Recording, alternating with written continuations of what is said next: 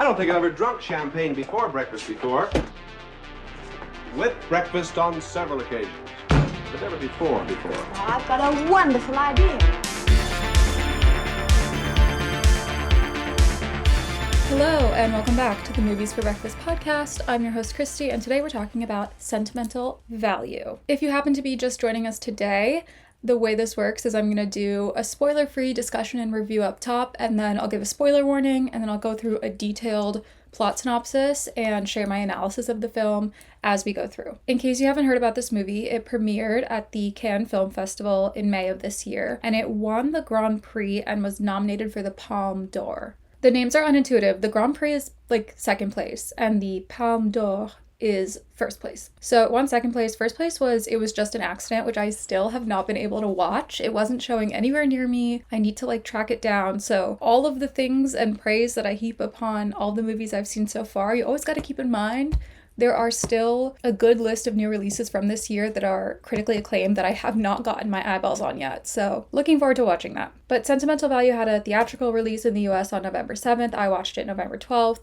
Today is December 11th. So it took me about a month to get here, but I loved this movie. I love this movie so much that I have omitted eyeliner today just in case I cry, because I cried so much watching this movie. Sentimental Value was co-written and directed by Joachim Trier. He's a Danish-Norwegian filmmaker. You might know him from The Worst Person in the World. Came out in 2021. I actually haven't seen that, but people close to me said they loved it, and I'm definitely going to watch it now because I love this movie so much. And also Oslo, August 31st from 2011. Those two movies and this one are considered a trilogy in a way, all taking place in Oslo, but they're not related. Our cast is pretty small, but quite powerful. There's Renate Reinsve. She's Norwegian, so I've done my best with the name. Sorry if that's not right. Stellan Skarsgård, of course, needs no introduction. Swedish icon, spawned many more Swedish icons for the world. Inga Ibsdotter Lilius, Norwegian actress. And then, of course, we've got Elle Fanning, needs no introduction.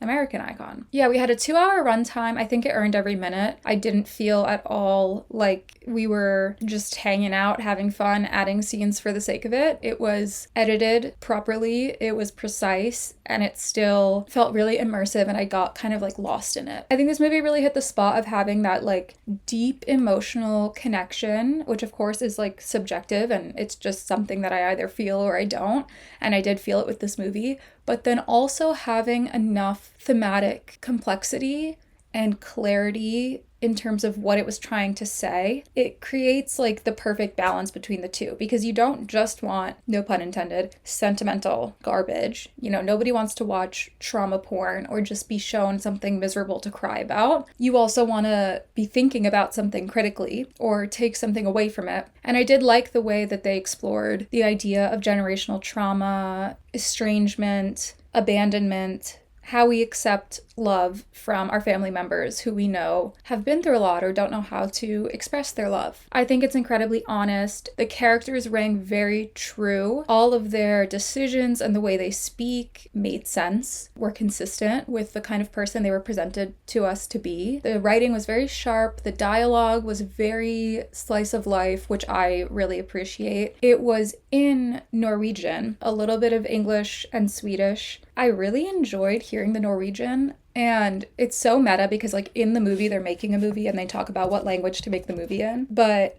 I did find that having these actors speaking Norwegian, which for a couple of them must be their native language, I loved how it sounded. I loved how it looked coming out of their mouths. It's hard to explain, but I really like watching foreign films in foreign languages, and this was a new one for me. I don't know that I've really watched a lot of Norwegian films, although this is definitely going to send me down the rabbit hole. But yeah, I really enjoyed that. The performances were actually unbelievable. Renate blew me away. She plays Nora. I was completely amazed by every expression, every noise. Everything she did was so perfect and precise and yet natural and real. I feel like she's really a capital A, actor.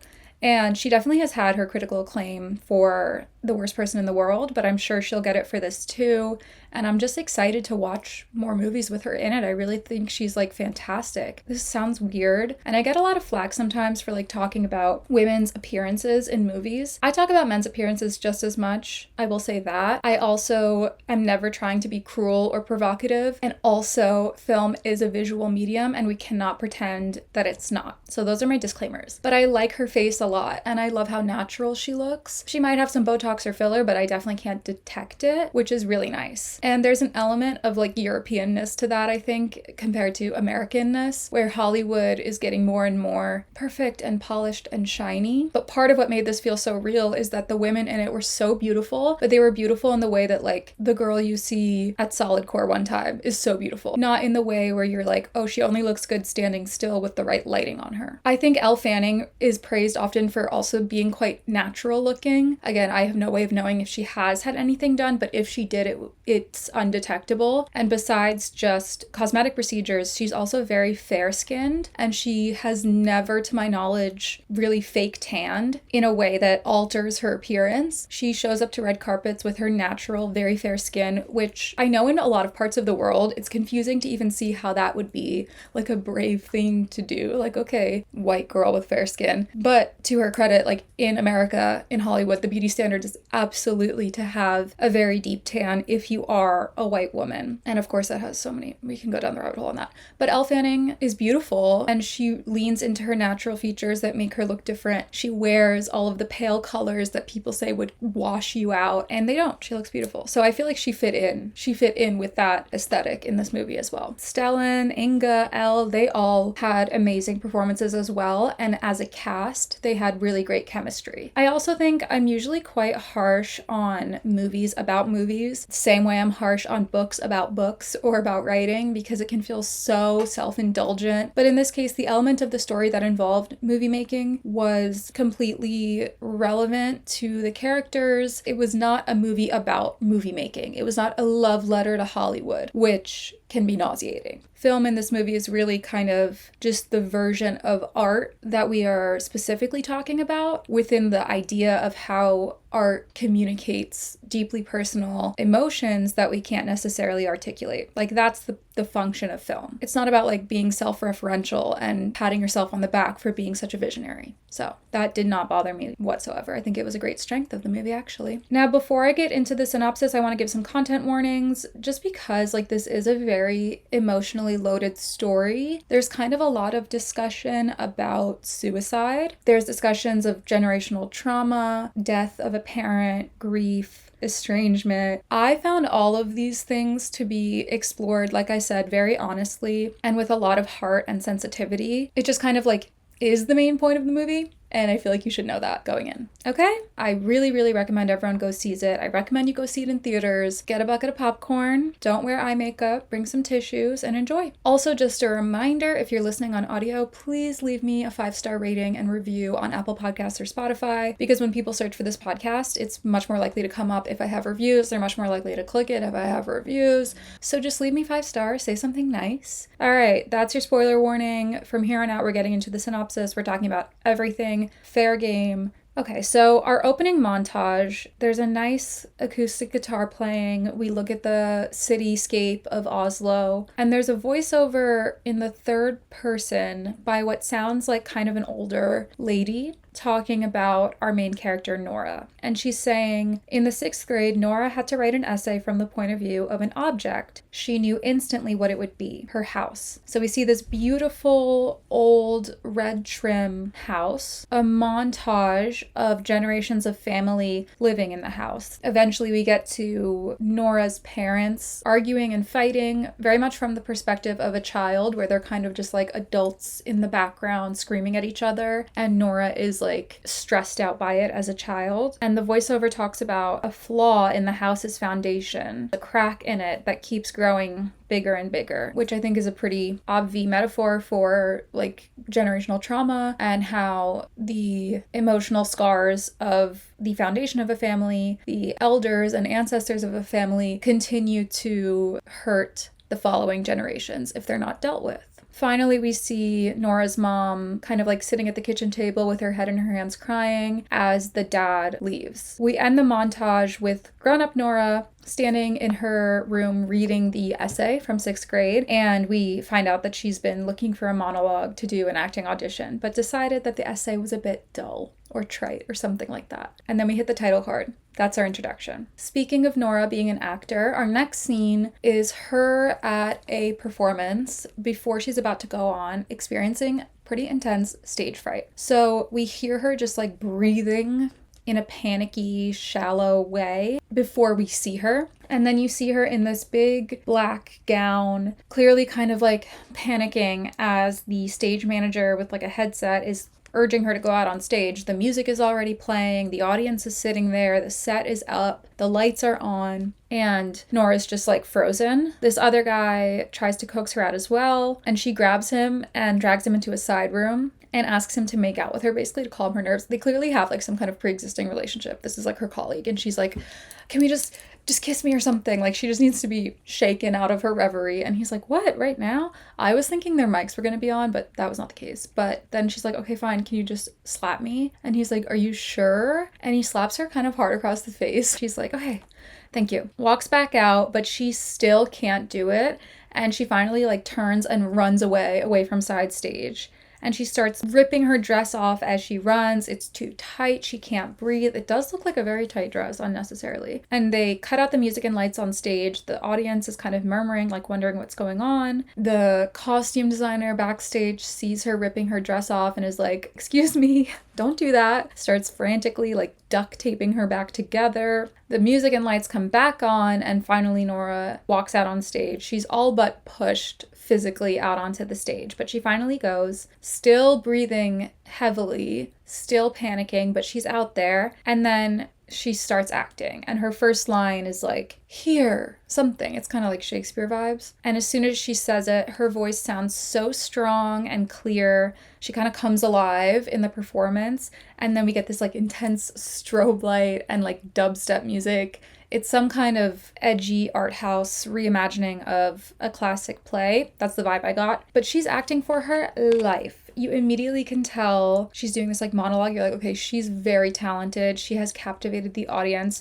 But this stage fright thing is her Achilles heel. And then we pretty quickly cut to the end of the play. Great applause from the audience. We assume it was an amazing show. Cut to this gathering of people at the house that we saw in the opening montage. And at first, just chronologically, you think maybe it's an after party for her successful performance or something. But then you notice everyone is wearing black, and you assume, okay, this is some kind of funeral or wake, actually. Also, the house inside is super white and bright and like what you would think of Scandinavian architecture. So everyone being dressed in black is like a stark contrast. In the kitchen, Nora is standing with this other woman who looks a lot like her and does turn out to be her sister Agnes. And Agnes is like, I told you we should have gotten catering. Like, it's just too much work, all of this food. She seems a bit more burdened than Nora. So this is their mom's wake. I think it's after the funeral. And it seems like Nora is better at coping and just entertaining people and pretending like everything's fine than her sister Agnes, who's more openly distraught. This older man, Stellan Skarsgård, shows up, and when he spots Nora in the crowd, he kind of like dips away out of her sight into the next room. He looks a bit lost. He looks a bit out of place. Meanwhile, Nora takes her sister Agnes's son, Errick. Agnes has a husband and a son. Nora takes her nephew, Errick, on like a little house tour, so he's never really been there before. And she's showing him how she used to listen to her parents downstairs through this like stove pipe thing.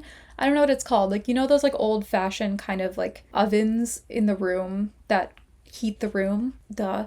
She would like open the grate and listen in through the pipes to her parents arguing downstairs. So she's showing little Errick this thing, but when she goes to demonstrate how she would listen, she actually does hear her dad speaking, and she is clearly shocked to hear his voice and see that he is there. So she runs and tells Agnes, like, Dad is here. And they both kind of awkwardly greet him. Like, it seems cordial but distant. And they're both kind of just like, hello, Dad. They hug. He immediately makes a comment about the church ceremony for the funeral. Something about how he, like, doesn't approve of it, or, like, didn't think they were that religious or something, which is clearly not the right tone to lead with when you're reuniting with estranged family members, is immediately, like, disapproving of how they organized their mother's funeral, which you did not help with, it seems. You just showed up to. Nora is kind of on edge around him. He meets Errick, Nora's nephew, Agnes's son, his grandson, for the first time in this moment. And it all just feels so casual for, like, the actual gravity of what's going on, which I think is true to these weird family dynamics where live in the moment, face to face, you have to some extent, like, act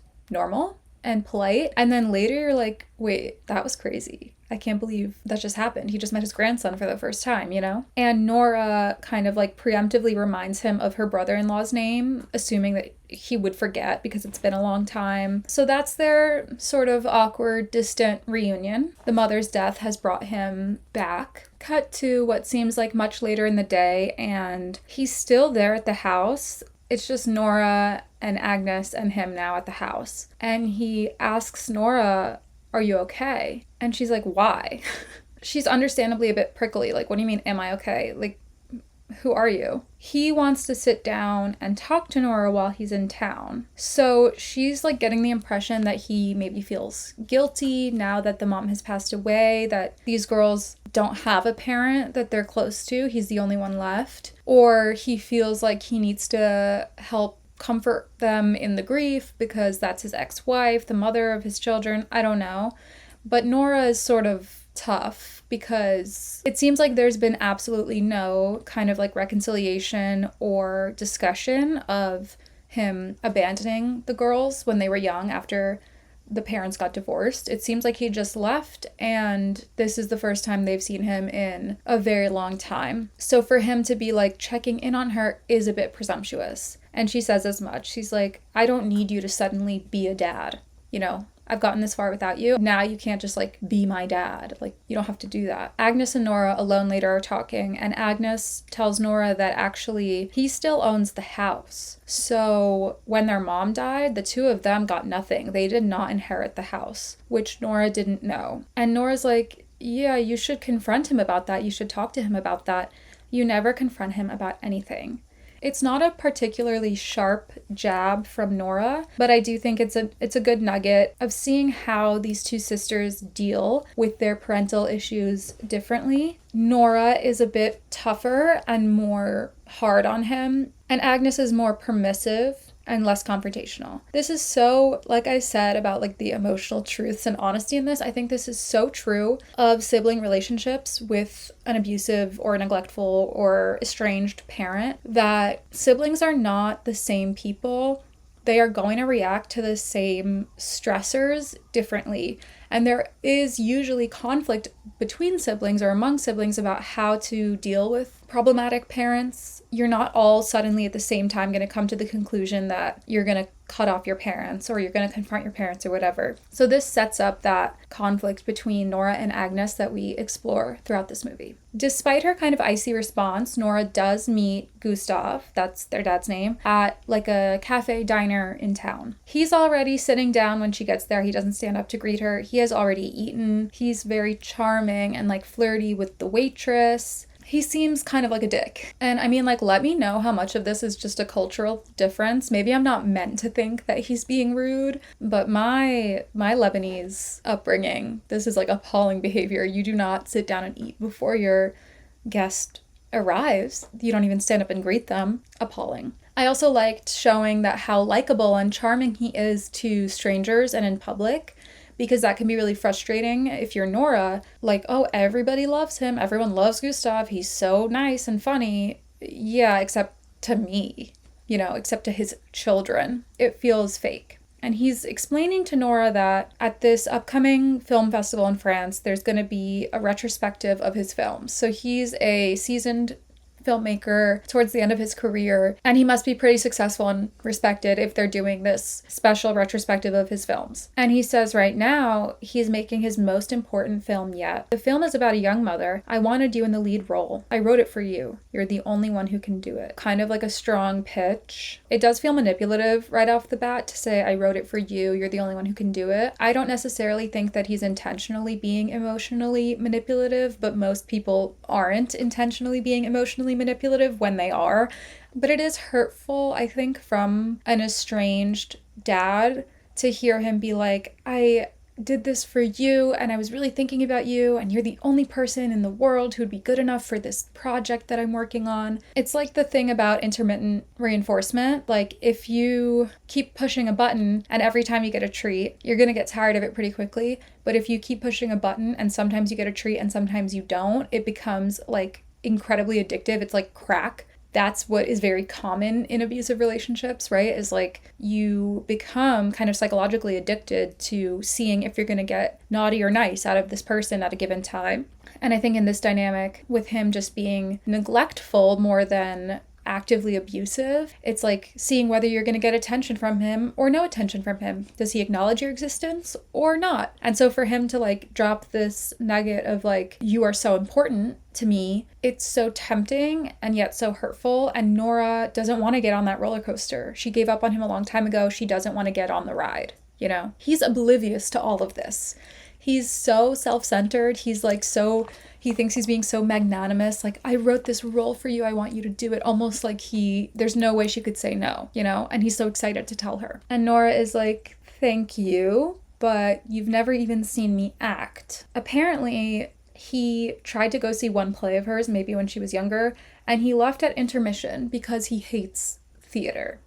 Okay. Still trying to pitch it. He says, we'll film it in our house. And she's like, our house? So much is unsaid between them. I forget which one of them brings it up, but he also mentions that he watched her series. I assume this was like a TV series, so she has done some screen acting in addition to stage acting. And he didn't like it. He said there were no visuals, you never see your face, never see your eyes, but a lot of people said good things about it, so I don't know. And she's like, it's not about what people think, it's about what you think. It's so cruel to criticize her art in such like a matter-of-fact way when she doesn't have the baseline love and appreciation from you to make that easy to swallow. Like if you have a parent who like loves and supports you in your art and you know that they will unconditionally be there for you, they can criticize you and you can take it, you know? Especially I think actors are very used to criticism, but for her to not have any kind of secure sense of how he feels about her at all as a human being, he can't just like give this straight up criticism of her art and expect it to be like, yeah, whatever, what do I know? Why do you care what I think? I don't know, maybe because you're my father? Hello? So unsurprisingly, based on how this conversation has went, Nora is like, I don't want any part in this. We are not going to work together.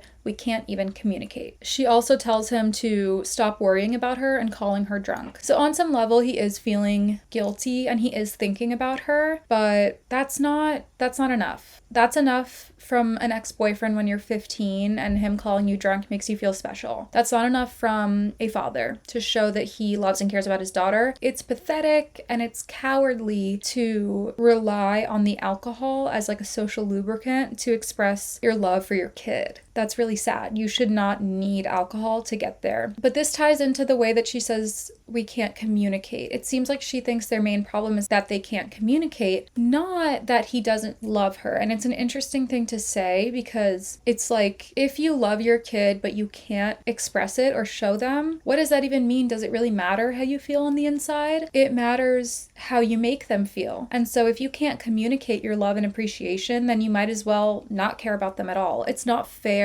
to just say like, well, you know I love you, but I'm not going to show it to you. I'm not going to support you or talk to you or go to any of your plays. Okay, that's just as bad as if you didn't give a shit about me, because what you're telling me with your actions is that you don't give a shit about me. So I think Nora has like quite a clear-eyed view of his problem, and she's not interested in his half-assed, cowardly, drunk confessions. It's mostly coming from the selfish urge that he has, the guilt that he has, and wanting to feel some kind of like absolution for that guilt by reaching out or showing that he cares by calling her, that's not anything. That's not what a parent does for a child that they're worried about. So he's a loser, and Nora walks out on him. She also does not take the script. Like, he had presented her on the table a physical copy of the script, and she doesn't take it with her. She just leaves. Because he keeps trying to be like, just read it. And she's like, what the fuck?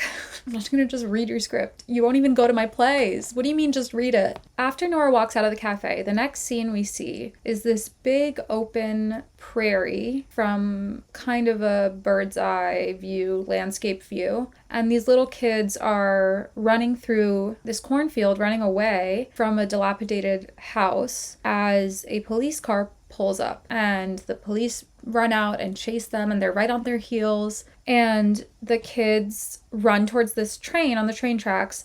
The girl in front gets away, jumps onto the train, and sits down.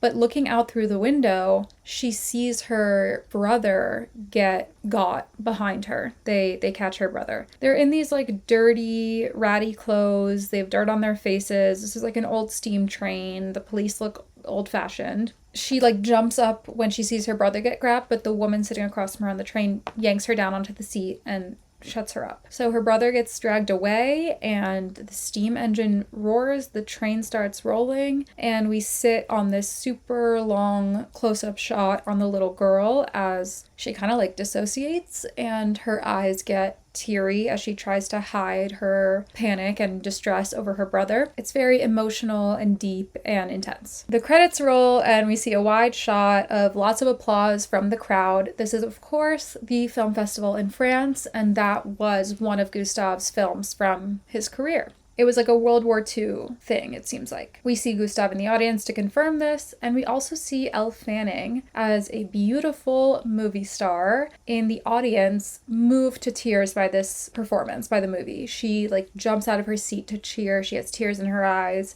She's clearly like very touched by the film. Makeup on, red lipstick, full glam, updo of her blonde hair, full gown, decked out in jewelry. Like, this is a red carpet, black tie film festival, and she is very clearly a movie star when you look at her. She also strikes a stark contrast to Nora and Agnes, who we've been seeing so far, who, like I said, are very natural, casual Norwegian women. Never makeup, hair up, cozy sweaters. This is like a very American, shiny Hollywood star. After the movie, there's this interview on stage with Gustav about his film, and the movie's from 20 years ago, and they're like, what did you think? Like, how was it making this movie? And Gustav is like, yeah, I mean, it was great. The people who I worked with on this movie were like family to me. And the interviewer is like, well, yes, they were literally family. That little girl, wasn't that your daughter, Agnes? So he like needed to be prompted and reminded that he had worked with his daughter.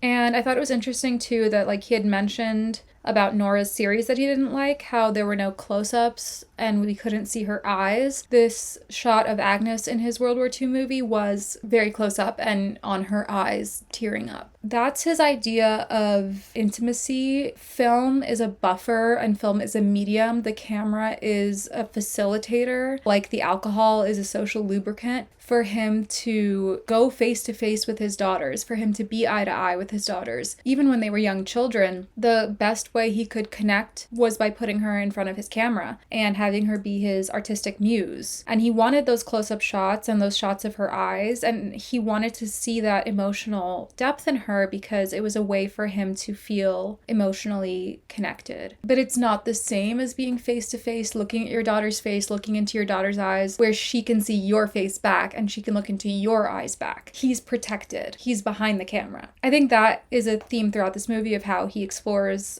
interpersonal and emotional intimacy from behind a camera. Cut to later, afterwards, he's still in his suit and he's just kind of walking along the boardwalk, walking along the beach, until this man, like an assistant guy, runs up to him and says, Rachel Kemp would like to invite you to dinner. The festival's paying. So he goes to this nice restaurant. They almost like stop him because he's not famous. They're like, excuse me, where are you going? until Elle Fanning, who plays Rachel Kemp, spots him and is like, Gustav, come sit with us. She's very bubbly and warm, the way that Elle Fanning truly is. This character is not Elle Fanning. I think Elle Fanning is a bit smarter and more lively, but this character is a very likable, beautiful, friendly, very American superstar actress, which Elle Fanning is. So he comes and sits at this table with her. It's full of these people who she like kind of briefly introduces, but they are mostly hangers on. Anything that Rachel says, they're all just kind of like, oh yeah, totally. So she says, I loved your film. I was so moved by it. And it's almost like the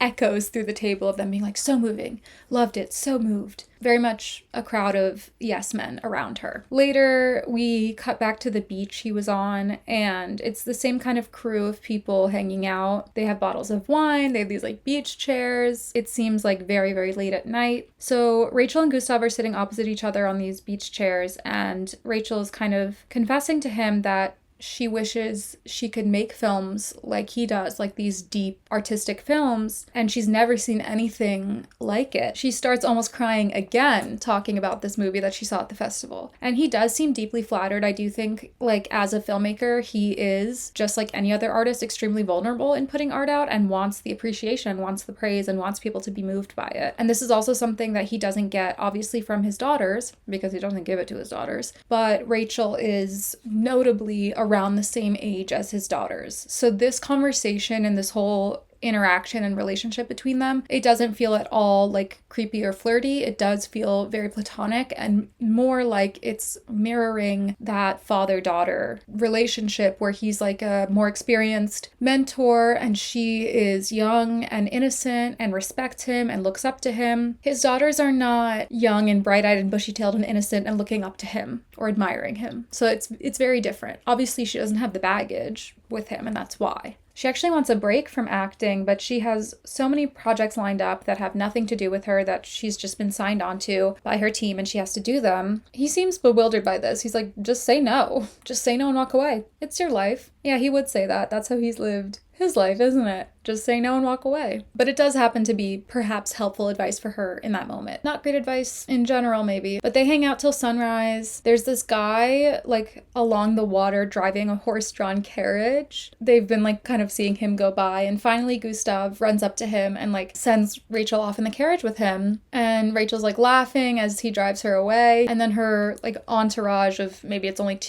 her two main assistants left at this point have to, like, go chase after her and run after her. It's kind of a charming moment. He offered her this escape from the loneliness of stardom and being surrounded by yes men and made her feel more like a legitimate person and artist. And she offered him that feeling of being wanted as a mentor and being wanted for advice and guidance and respecting what he has to say. So that's Gustav and Rachel. Next, we get a bit of like a exploration of Nora's day-to-day and her psyche. And mostly what we get is that she is quite lonely. We see her with this man in her bed like the morning after, and she's kind of trying to get him to leave. She's kind of trying to kick him out. It's the same guy who was backstage when she had stage fright and who she tried to kiss and then he slapped her. It's her colleague, and apparently they've been hooking up because it seems like they know each other pretty well. Like they haven't like just had a one-night stand, but she's like, okay, can you leave now? You can go now. And he's like, come on, why are you so afraid of intimacy? She doesn't exactly dispute the point, but she does kind of like skirt around it with humor. She says, oh, it's perfect, you're married, so I don't have to confront how effed up I probably am. So he's cheating on his wife with her, and she fully knows that. Awesome. He's trying to convince her to go to therapy. He's like, you need therapy, you need help, you have a problem with intimacy. I do think it's a bit rich coming from a man actively having an affair to give her advice about her interpersonal relationships, but he's also not wrong about Nora. She does have intimacy issues, and she also fully knows that. But it's one thing to like intellectualize your problems and understand why you are the way you are, and it's another thing to like heal or change your patterns. She mentions that her mom was actually a therapist, and that didn't work out so great. He coaxes one last kiss out of her before he finally goes, and then once he's gone, we get kind of a montage of Nora's life. She sits looking out the window and has a smoke. There's like a church steeple in the distance. It seems like she's not particularly tethered to anything. She goes for a little jog. She's doing table reads for acting. She's doing some performances. She's reading scripts. She's talking to Agnes at like a kitchen table, explaining how it's so counterintuitive going on stage. Like, it doesn't make any sense as a person to force yourself to go out on stage, but she loves it. She's passionate about it. And then we see her at Agnes and Evan's house, goofing off with her nephew Errick, brushing his teeth, putting him to bed. She clearly loves him so much. She's the most smiley that we see her when she's with her nephew Errick. She tucks him in and he says, like, "Do you have a boyfriend?" The way that all kids always do. And she says, "No." I don't have a boyfriend. Little Errick is so cute. He's like, "But I love you. I want to marry you when I grow up." It's so cute and earnest and sweet. He's so innocent. Like, he obviously does not want to marry his aunt when he figures out what that means. But it shows how important this relationship is to her, how innocent and pure he is, and how present she is in his life as an aunt, how she cares for him. It's very sweet. So after putting him to bed, she goes out into the living room to have a glass of wine with Agnes and Evan, who apparently like were also home, but Nora must have like volunteered to take Errick to bed. This conversation was a little bit confusing, but shortly after Nora sits with them, Evan, Agnes's husband, says something that like for some reason kind of triggers Nora, but I didn't quite catch what it was. It was something like, "I was at the playground today with Errick and this little boy looked at me and said, 'I see you.'" I don't know, something weird like that. But whatever it is, Nora kind of like seems suddenly to check out and kind of retreat and get sad. Pretty abruptly, she's like, "All right, well, I'm gonna go." And she gets up to leave, and Agnes kind of like follows her and tries to get her to stay, but Nora goes home. She's like, "No, really, I'm fine. I'm just tired. I just want to go home." After she leaves, Evan sees that Agnes is worried about her sister, and he's like, "You don't think she's suicidal again, do you?" I wasn't particularly surprised by this like backstory drop that Nora had been suicidal, because the vibe has already been pretty melancholy and Nora seems very lonely and melancholy, but we do explicitly get that information that she has a history of struggling with suicidal thoughts. And Agnes is like, no, I don't think so. She's just lonely, and it makes her sad. This feels a bit like an oversimplification of Nora. Like, I don't think anyone is ever just lonely. You're lonely for a reason. There's something stopping you from connecting with people more deeply, like her cheating lover said. She's afraid of intimacy. You know, I think Agnes is kind of avoidant as well, and she worries about her sister and she loves her sister, but she's not thinking much deeper than Nora's lonely. Maybe if Nora had a husband like me, she would feel better. I mean, she doesn't explicitly say that, and she's not being nasty in any way. I just mean that I think she has an oversimplified view at this point of why Nora feels the way she feels. They're not truly understanding each other.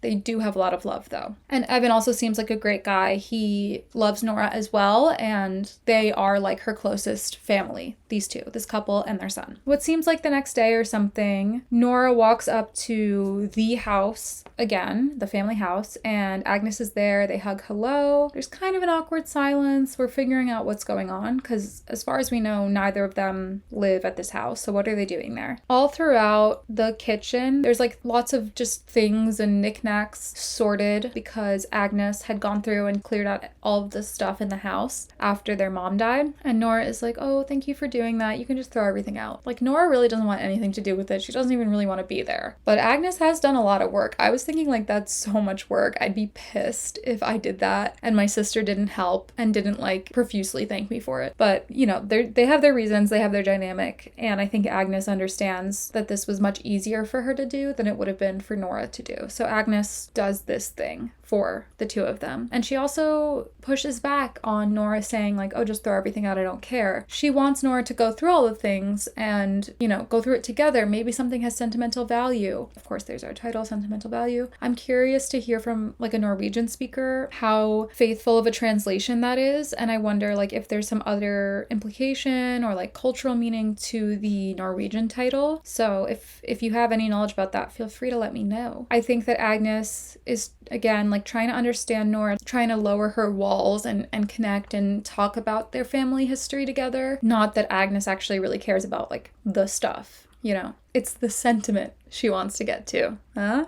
How about that? So Agnes is like, for example, that's a nice vase, isn't it? And Nora's like, yeah, that is a nice vase. Okay, I'll take the vase.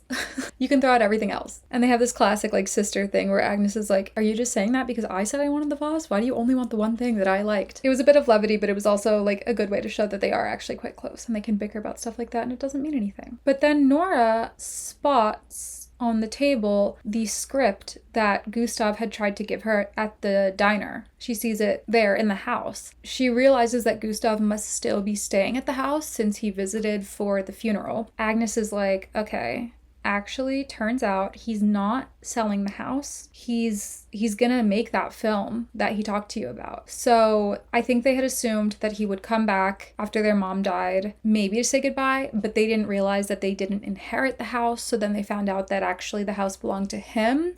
And then they expected him to just sell the house pretty quickly because he hadn't lived there in so long and he had no relationship with them anyway. Now it turns out he's sticking around and he's gonna make that movie that he told her about, that he said that he wrote only for her and that only she could star in, that he would film in their house where she grew up, where she was abandoned by him. It's a lot to take in, and Nora understandably is kind of like, what? Okay. Just as she's processing this information, he shows up. This black SUV pulls up outside. They see through the window.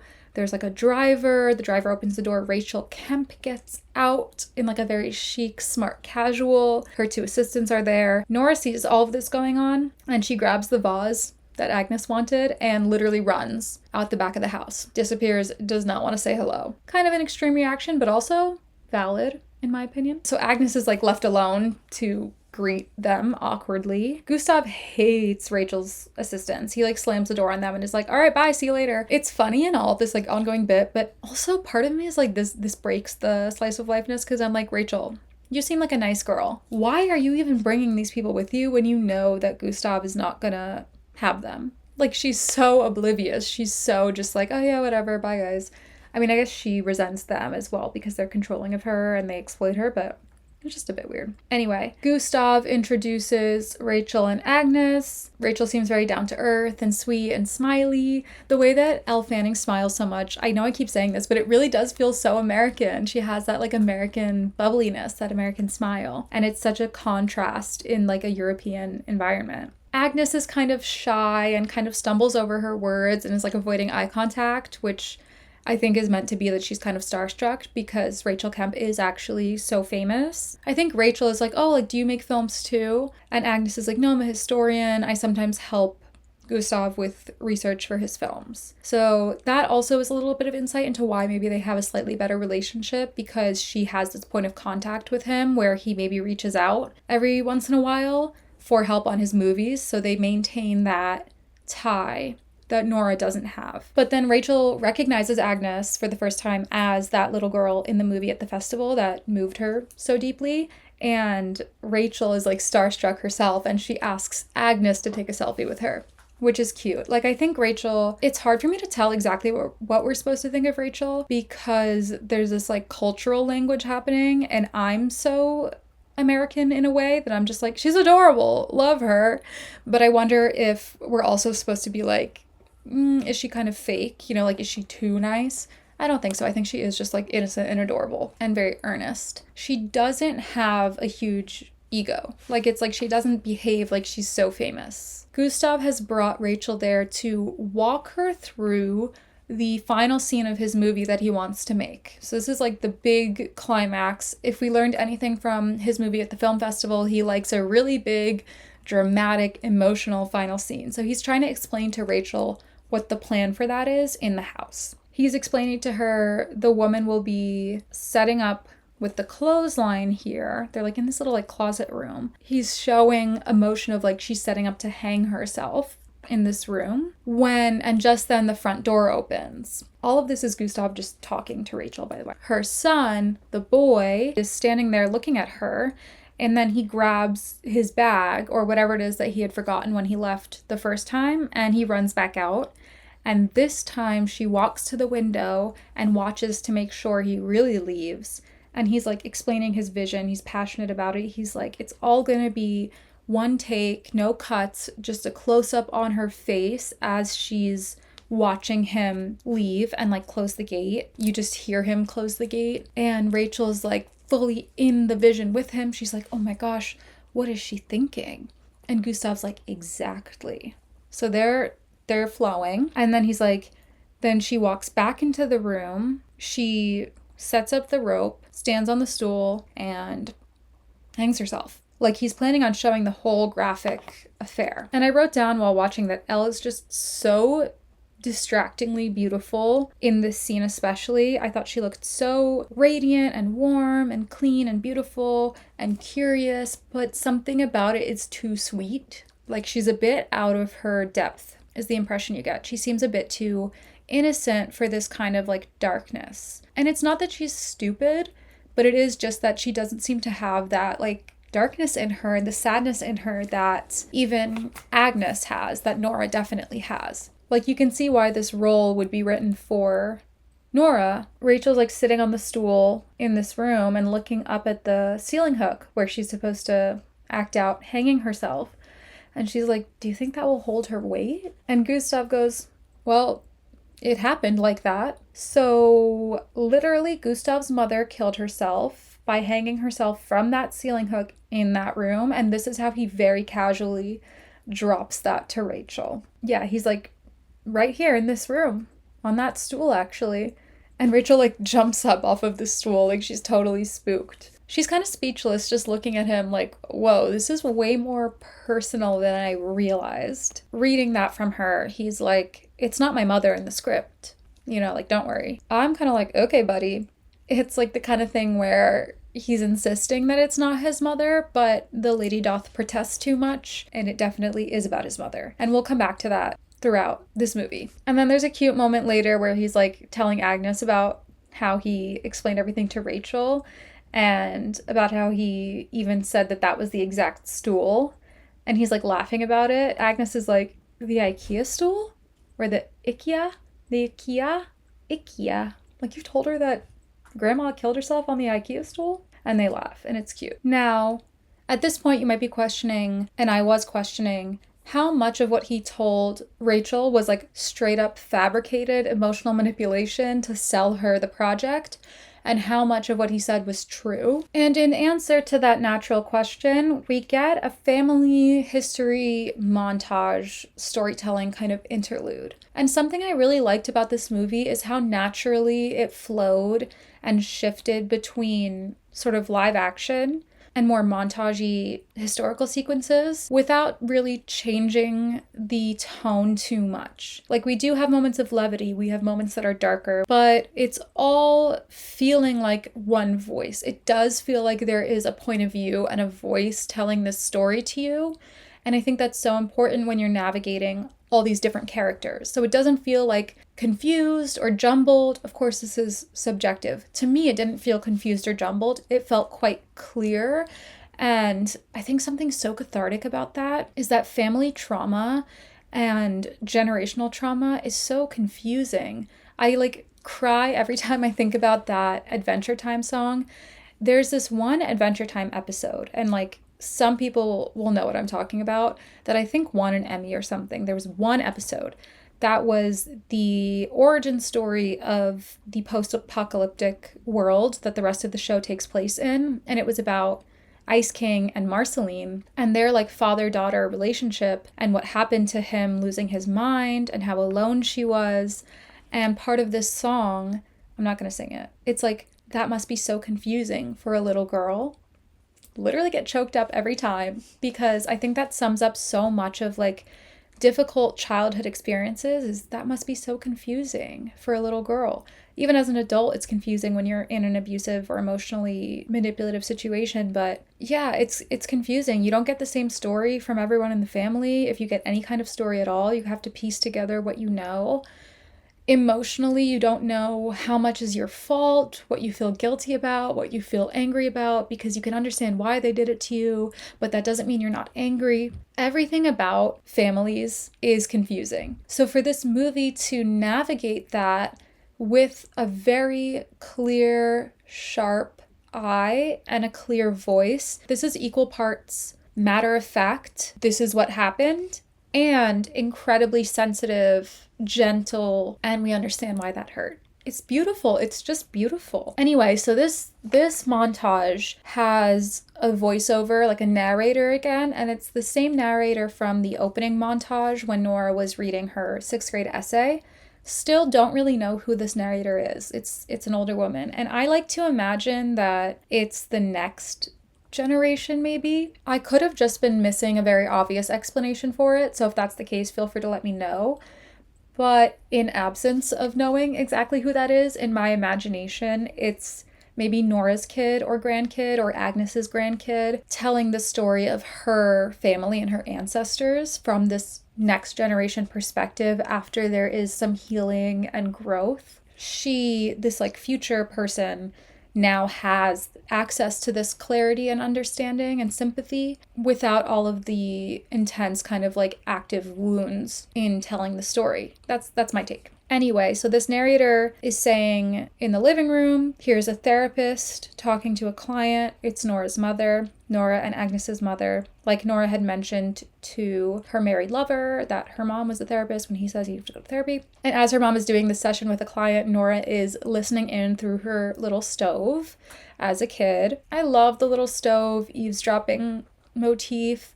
I think it speaks to Nora as the eldest daughter knowing too much and kind of growing up too soon. Kids are incredibly perceptive and they hear and understand a lot more than you think. So Nora listening in through the stove is her kind of absorbing all of this grown-up conversation, grown-up problems into her little brain. And that must be so confusing for a little girl. Anyway, narrator says before it was that living room, it was a library. And the eldest daughter of the family, Karen, would hang out with her friends. At this point, the girls we're seeing hanging out, it looks like it's like the 30s, the 1930s. And while Karen was hanging out with her friends in the library, another little girl would listen in, Karen's little sister, eavesdropping on Karen and her friends. Karen joined the resistance and in 1943 went to prison camp, which she never talked about. So obviously World War II, notably the subject of Gustav's movie. Not that it's so unique to make movies about World War II. It's obviously inspired so much art and film,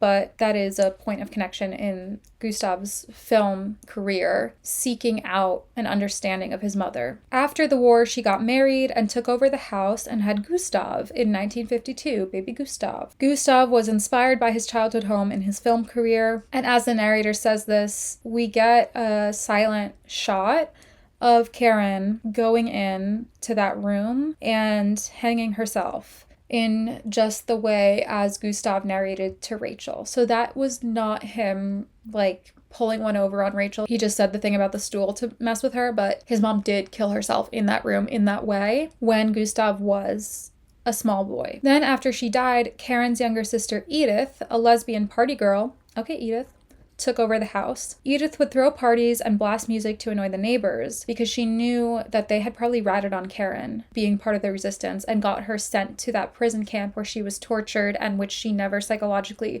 recovered from, probably leading to her suicide. So Edith would take revenge via party. Edith sounds fun. I'd love to know more about Edith. Also, where do I know the name Edith from?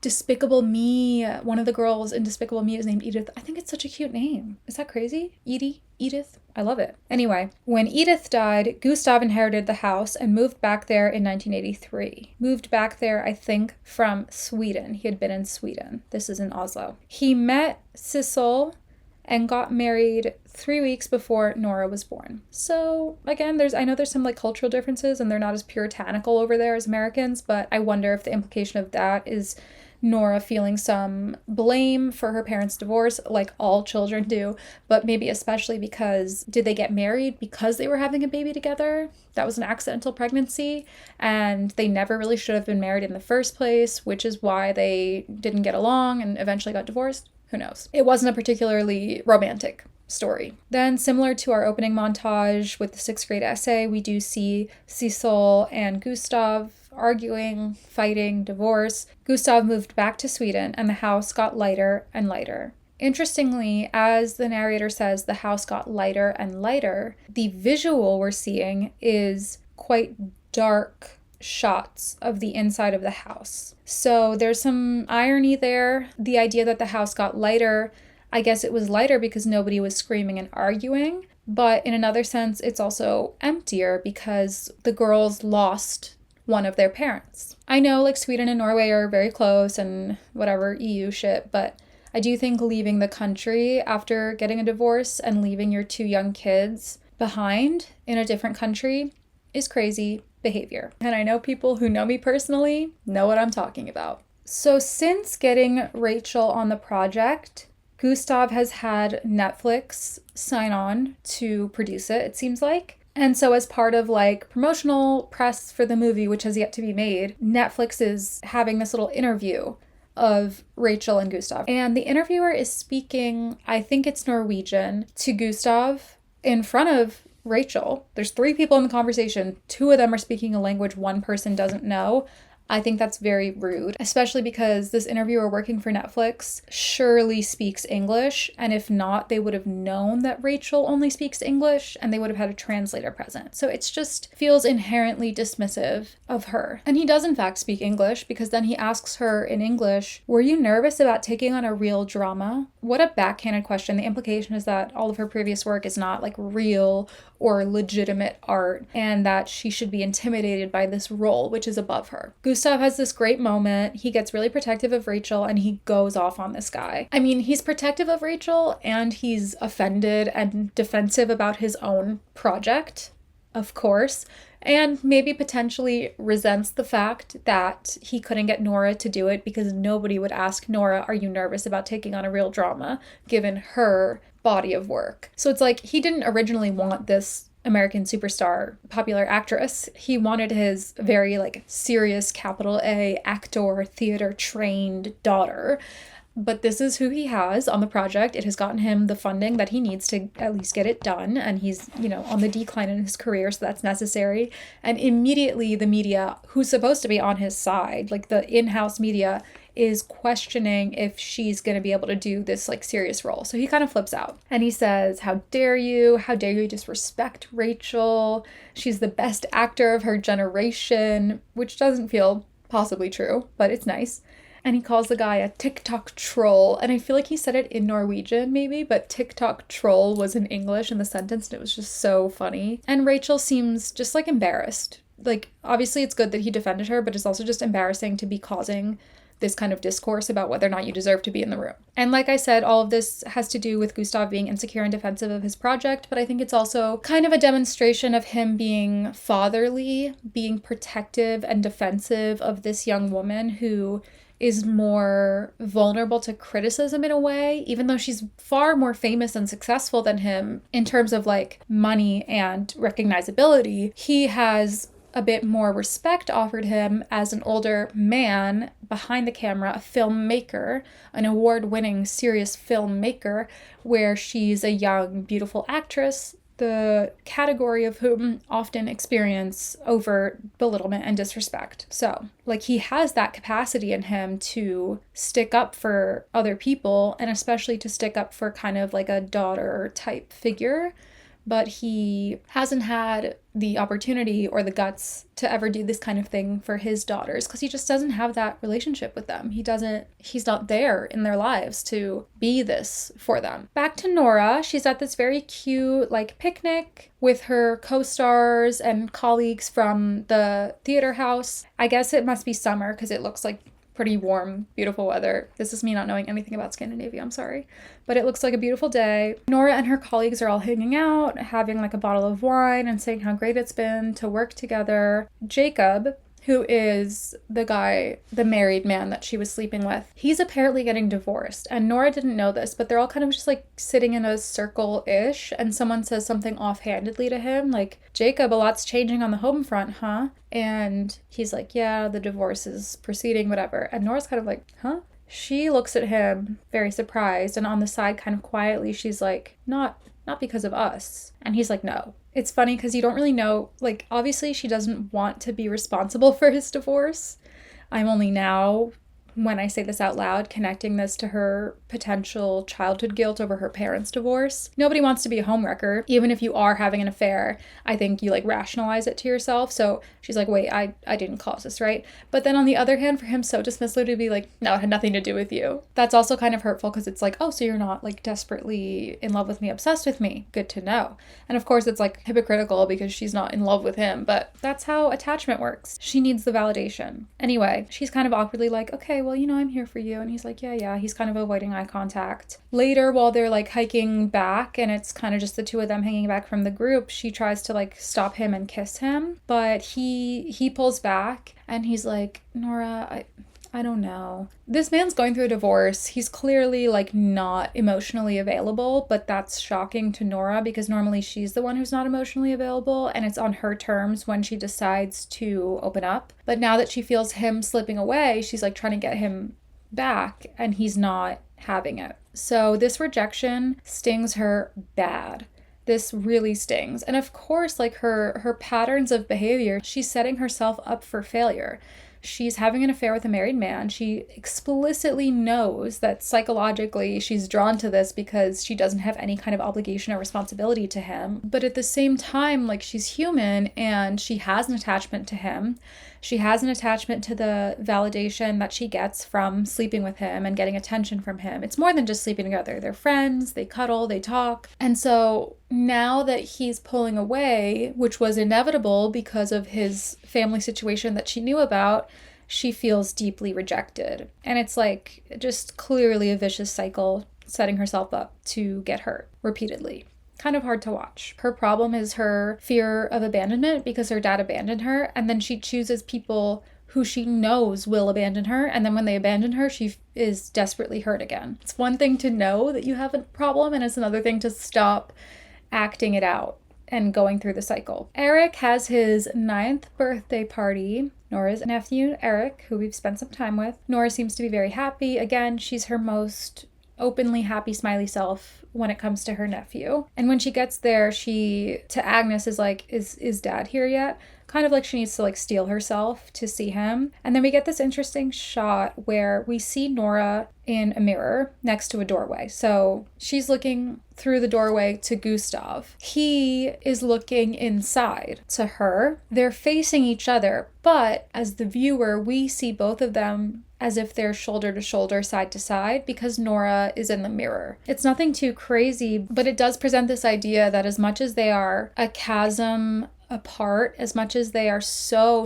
far from understanding each other and from intimacy, they also are reflections of each other. At the end of the day, like, that is her dad, and she has been shaped in many ways by him. And at the end of the day, as cold and neglectful as he is, that's his daughter, and he is preoccupied with his guilt and shame around abandoning her. I also think we can think about them as like foils to each other in the sense that Gustav really directly inherited this generational trauma. I mean, it is like his trauma, but also his mother's trauma, and did not manage to break that cycle of behavior. Nora is now at this point in her life, like around 30 it seems like, where she's having to face it and figure out if and how she's going to break the cycle of generational trauma. So they're also a foil to each other of like how they respond to a similar family problem, to the crack in the foundation of the house. Anyway, they see each other and it's a bit awkward.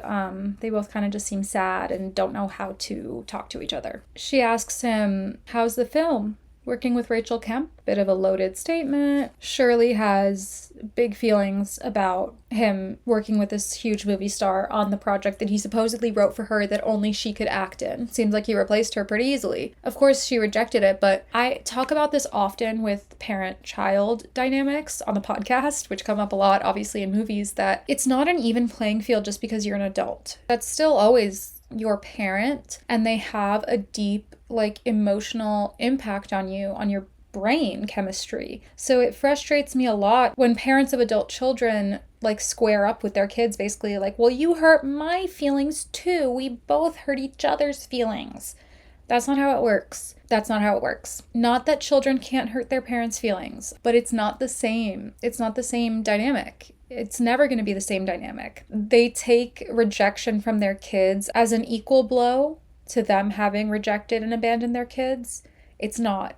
It's a response. There's a reason for it. Anyway, so she's asked about Rachel, and he says she's not there yet, but she's coming along. Interesting kind of like coded way to say it's not good, and it's not as good as you would be. Then they do presents, and Gustav got little Errick for his 9th birthday a stack of like old DVDs, which you catch a glimpse of a couple of them, and it's like The Piano Teacher, which he says will teach Errick about relationships with women. Famously erotic movie.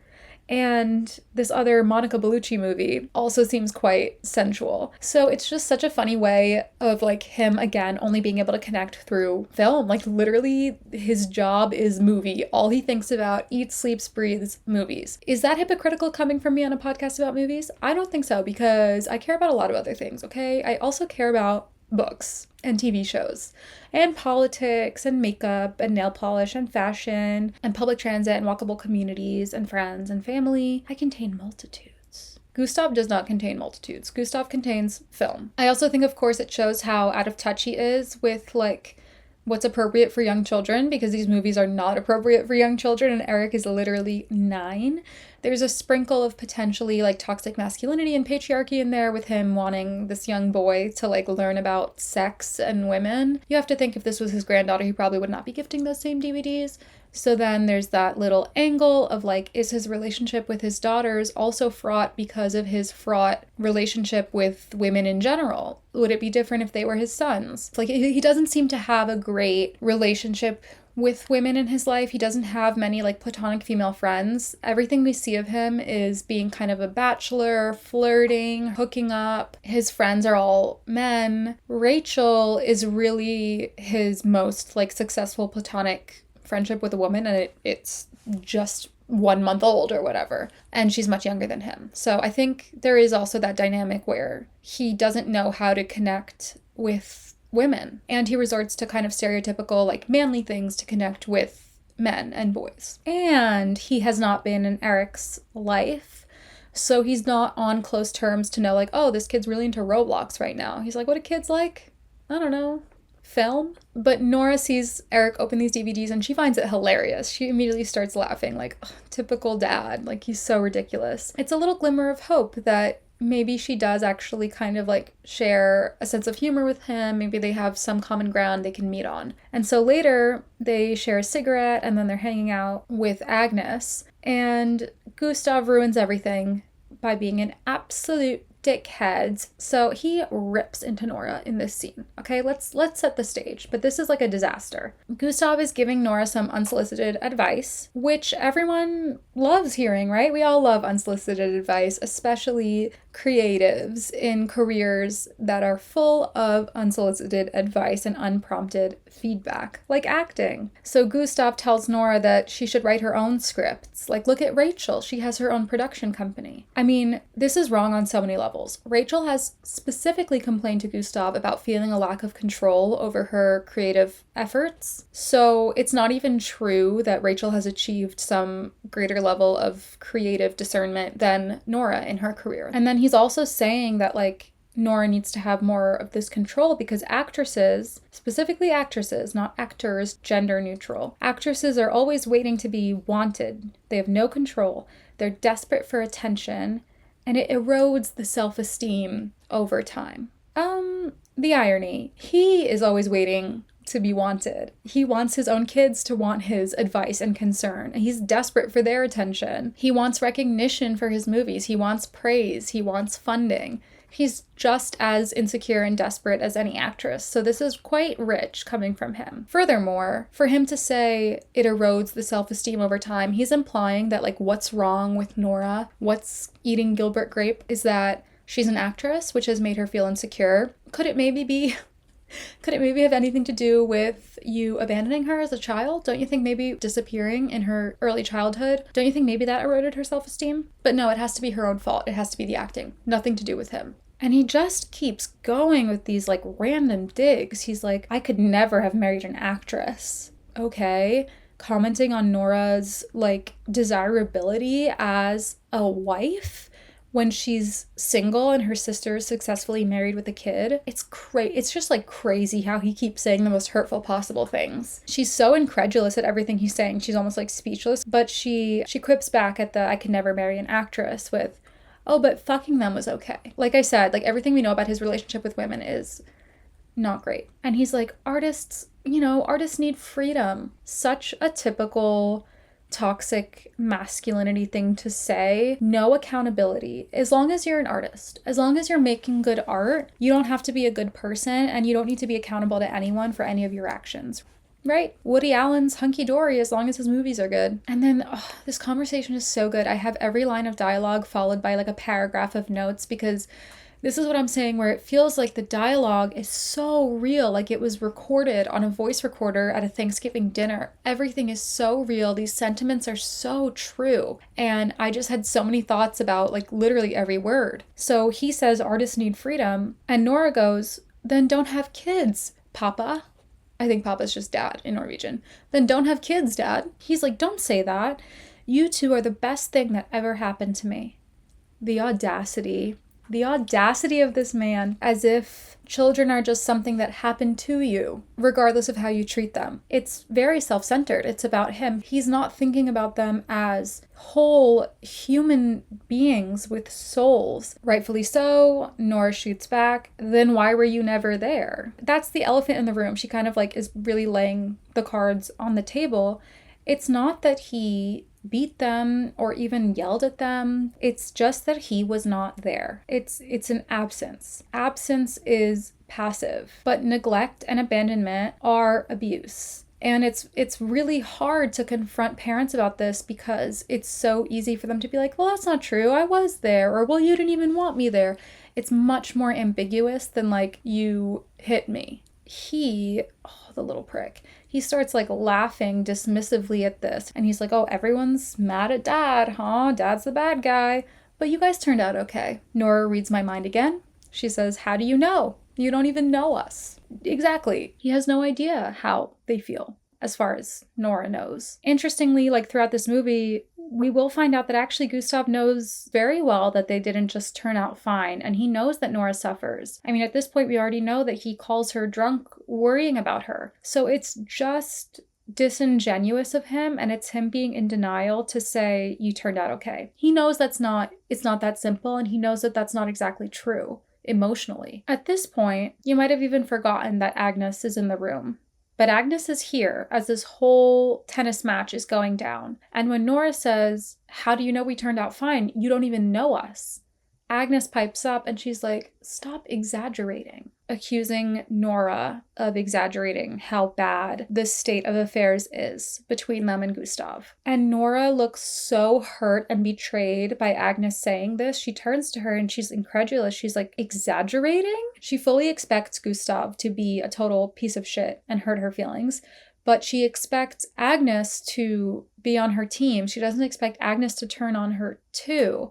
And it's not like Agnes is saying like, "Oh, don't be mean to Dad." Agnes is saying basically that's not true. And it's this collective gaslighting of Nora to say that like Nora's memory of her childhood, that her father wasn't in it, is not true. That's incredibly upsetting, especially coming from a sibling who literally was there and should know exactly that it is true. But the problem from Agnes's perspective, Agnes is obviously not trying to hurt Nora. She almost can't help herself. She blurts out, "Stop exaggerating." She has this cognitive dissonance where she knows everything that Gustav has done or not done for them, but she also wants to live in this fantasy world where Gustav is her cool, successful artist dad who's, he's a little free-spirited, but he calls her sometimes to work on projects with her, and he knows his grandson, and he obviously loves her. He put her in his movie. She's his muse. So for Nora to be like, "You were never there in our childhood and you don't know us," that's a really upsetting and difficult truth that Agnes does not want to acknowledge. And it's not like a conscious, "No, I don't want that to be true." It's a subconscious, like your brain copes with trauma in ways that you don't get to decide. And sometimes that coping mechanism that your brain goes to is denial and forgetting. Oh, my voice is really struggling now. From here on out, if my voice cracks, I swear to God, I'm not crying. My voice is just fatigued. Can someone who's like a vocalist give me tips on how to protect my voice when I'm talking for 3 hours by myself? For Agnes, him saying things like, "You two are the best thing that ever happened to me," it's comforting to her and it feeds that delusion. Whereas for Nora, when she's living in a world where it feels disingenuous, him saying that infuriates her. And both are like logical based on their perception of reality in that moment. But it does drive this rift between them, and it does feel incredibly cruel when Agnes says that Nora is exaggerating. Almost like piling on, Gustav then says, it's hard to love someone as angry as Nora. Her anger is bad for the art. She should have something to love, like kids. You never regret having kids. He villainizes her anger as a character flaw. He doesn't admit that the reason he's saying the anger is bad is because he doesn't want to be on the receiving end of it or face up to what he did to cause that anger. Instead, he packages it as like concern. Like, I don't want you to be angry because it's bad for your skin, honey. It'll cause wrinkles, essentially, is like the vibe of what he's saying. And then similar to a lot of the other things he said here, it's just not true. It's not true that anger is bad for art. You don't need to be some like healed, enlightened version of yourself to make good art. Like, whatever happened to art comforts the disturbed and disturbs the comfortable, you know? I feel like it's pretty widely acknowledged that pain and anger can be channeled into art. And in fact, the hot take is more like saying that you don't need art to come from pain. Like, that's a hotter take than saying that good art comes from pain. So he's really just like saying things that are hurtful, that are not grounded in reality. And like, why would she listen to you? Why would she take your advice about having kids? She's the product of your thought process, and she's miserable and feels unwanted. She doesn't want to do what has been done to her to another person because she sees kids as people. And then just like everything else, there's a layer of gender here as well, where it's much easier for men to have casual ideas about how much you want kids or when to have them or what's the purpose of kids. Your body's not on the line. Your health and safety is not on the line. Your personhood, your identity is not on the line nearly as much. And you don't have the ticking clock. So advice from a man to his daughter, encouraging her to get on with it and have kids, because it'll make her smile more, honey, is appalling. And if that all weren't enough, on top of that, it's pitting her against her sister Agnes the same way he explicitly compared her unfavorably to Rachel. The elephant in the room is that Agnes has a husband and a kid, and Agnes is nicer to him.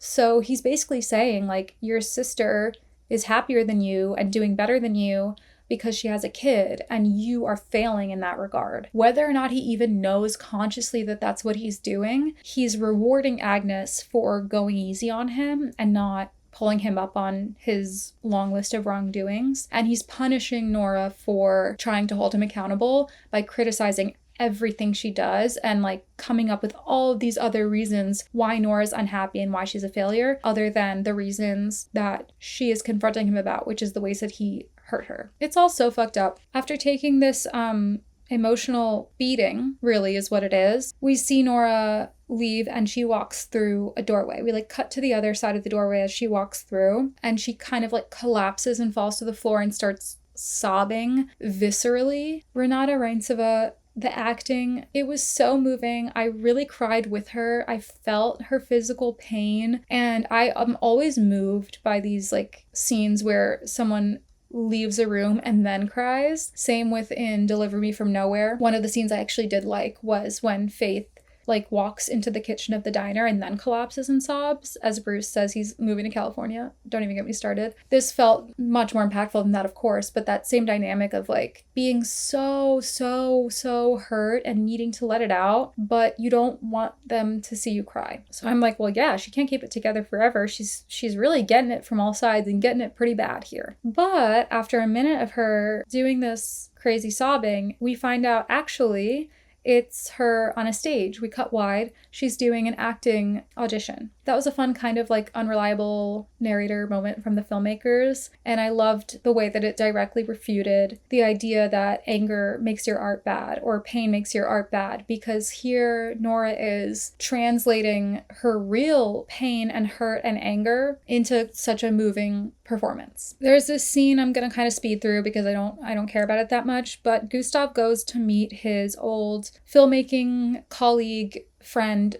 Peter, and he pulls up to this like really nice fancy mansion, and Peter's sitting outside in the backyard like reclining on a lawn chair. He says he did read Gustav's script and he loves it and he has to do the project with him. Great, right? But then Gustav seems pretty taken aback to see Peter stand up with a cane and walk inside to the house with a limp. So Peter is pretty old, I guess. I mean, he seems about the same age as Gustav. Maybe he's a bit older, and they haven't seen each other in a long time, and he's developed this kind of like physical impairment or disability. And Gustav is like way more reactionary to this than I thought made sense. It was kind of weird, but they get inside and they're sitting at the table, and it's suddenly kind of like weird and much tenser than it was outside in the sunshine before he saw Peter limping. And Gustav's like, sorry for not keeping in touch. He has this kind of guilt, and maybe that's because they haven't kept in touch and he didn't know that Peter had gone through any kind of like health problems. Camera goes shaky handheld because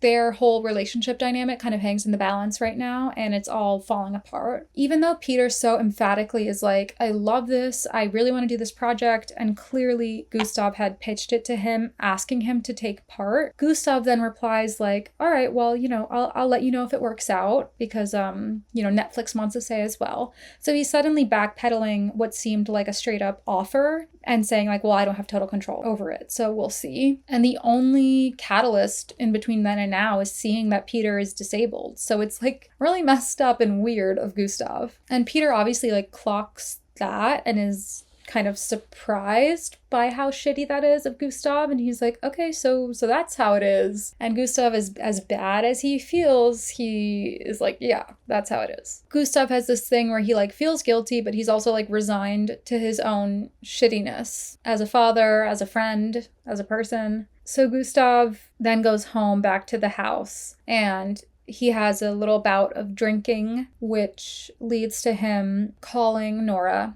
And she obviously doesn't pick up, and who knows how many times he calls, but we hear him leave a message that's like, we have to talk, it can't be the case that, and he trails off, and I kind of assume he's saying like, it can't be that that's the end of our relationship, that that's how we leave things. He says, I hate the theater, for example, but I can read Chekhov. I'm sensitive. So are you. I can't stand how he keeps talking about how much he hates theater and doesn't want to go see her perform. Look, I don't like theater. That's like my big secret, okay? I don't really like theater. If my sister, let alone my daughter, was in a play, was like a successful actress, or was even a shitty actress, I would be there. I would obviously be there, and I'd be like, loved it, obsessed with musical theater. You like it because the person you love likes it, not because of what it is as like art in some vacuum. Art is not in a vacuum. Art is created by people. And if you love those people, you're supposed to see their art differently than you see a stranger's art. I'm sorry, but like that's how I feel about it. So the way he keeps being like, look, kid, like I wish I could be a supportive dad. I really fucking hate theater. It's like, what are you talking about? What he's trying to say, and what he thinks he's saying from his perspective, is looking for this connection to her through art. They're both creative people. That's what he means by I'm sensitive, so are you. He sees himself in her and how creative and emotional and sensitive she is as an actress. Neither of them show that sensitivity or emotional vulnerability outwardly in their day-to-day real lives. It only comes out through the art. But he's still not willing to like meet her where she is and to go to her art to find her. He wants her to come to him. And then I was thinking like, in terms of him being redeemable, can I think of like a deeper understanding of why he maybe hates theater so much? And I thought maybe theater is more intimate. Like I said with film, he's behind a camera or looking at a screen and you can't look back at him exactly. The theater is so intense interpersonally, and I felt this way about live performance as well, that I appreciate it more sometimes than maybe the writing deserves, just because the performance feels so intense when the actors are looking out at you and you're looking back at them and you're almost like unintentionally mirroring their expressions with your expressions because of mirror neurons, and you want them to see in your face just in case the house lights come to you. You want them to know that you're listening and you appreciate their performance. There's that like give and take in theater. Theater's a two-way feedback. Film is one way, and he feels safe behind the camera with the subject opening up and him just being able to observe that from a distance. That's my take on why he hates theater so much. I kind of get what he means by that. Like, it's not just that he doesn't enjoy the theater or that he's bored by it. He's afraid of it. He's afraid of what it's going to make him feel. Still no excuse. Go to your daughter's fucking play, like a grown-up, obviously. After this drunken phone call message that he leaves to Nora, we see him later waking up in the morning in like a puddle of his own drool. Dogs are barking, birds are chirping. He's overslept. And he like jumps up and hastily cleans up the table. There's like spilled wine and like nuts everywhere. And I thought this was so funny. I wonder if this was Stellan Skarsgård improvising or like deciding to do this, or if Joachim Trier had written it like this. I like have to know where this moment came from. But Gustav grabs the entire roll of paper towels and like runs it under the sink and wipes it across the table, like still in cylinder. Oh my gosh, I have paper towels right here. I can show you if you're on video. He takes the whole roll and he's like cleaning up the table like that. Oh my god, I thought it was so funny. What a man thing to do. What a bachelor, a person who never spent years of his life cleaning up children's messes thing to do. It was so funny and like spot on for his character. Like he's such a mess. He's flailing through life just as much as anybody else. And it turns out that he was frantically cleaning up for a table read for the movie. We see Rachel. There's a woman next to her, Ingrid, who's playing her mother in the movie, and Gustav kind of like discussing the script with them. And Rachel's asking him, who is the you, like in the script? So she's trying her best earnestly, but not quite getting it on like the deeper level. She reads this scene. I have to say, like, Elle Fanning did such a good job acting as an actor. It's so meta. It's so weird, like having to be Elle Fanning and then be Rachel Kemp and then be Nora, or this character that was based on Nora. It's like a lot. And she does a good job of like, it's not bad. It's not like horrific or like you laugh at her performance, but it's a little bit, like stiff, feels like a first take, feels like just like acting 101 was my read on it. But the part of the script that she's reading is like this confession where she says she was so lost that she actually even prayed. She doesn't know why or what brought her there. You know, it's this like deep kind of monologue about being at rock bottom and turning to prayer. And it made me think of Nora sitting at her window smoking a cigarette and seeing the like church steeple outside in Oslo. It ends with her like crying and she hugs Ingrid after, and Ingrid's like really sweet. And Rachel goes, oh, I wish her mother was like this in the film. And Gustav's like, exactly. Like she really does have this innocence about her that she's just like, oh, it's such a shame that the mom's kind of mean in the movie. And then Rachel's like sensing that it's not landing right?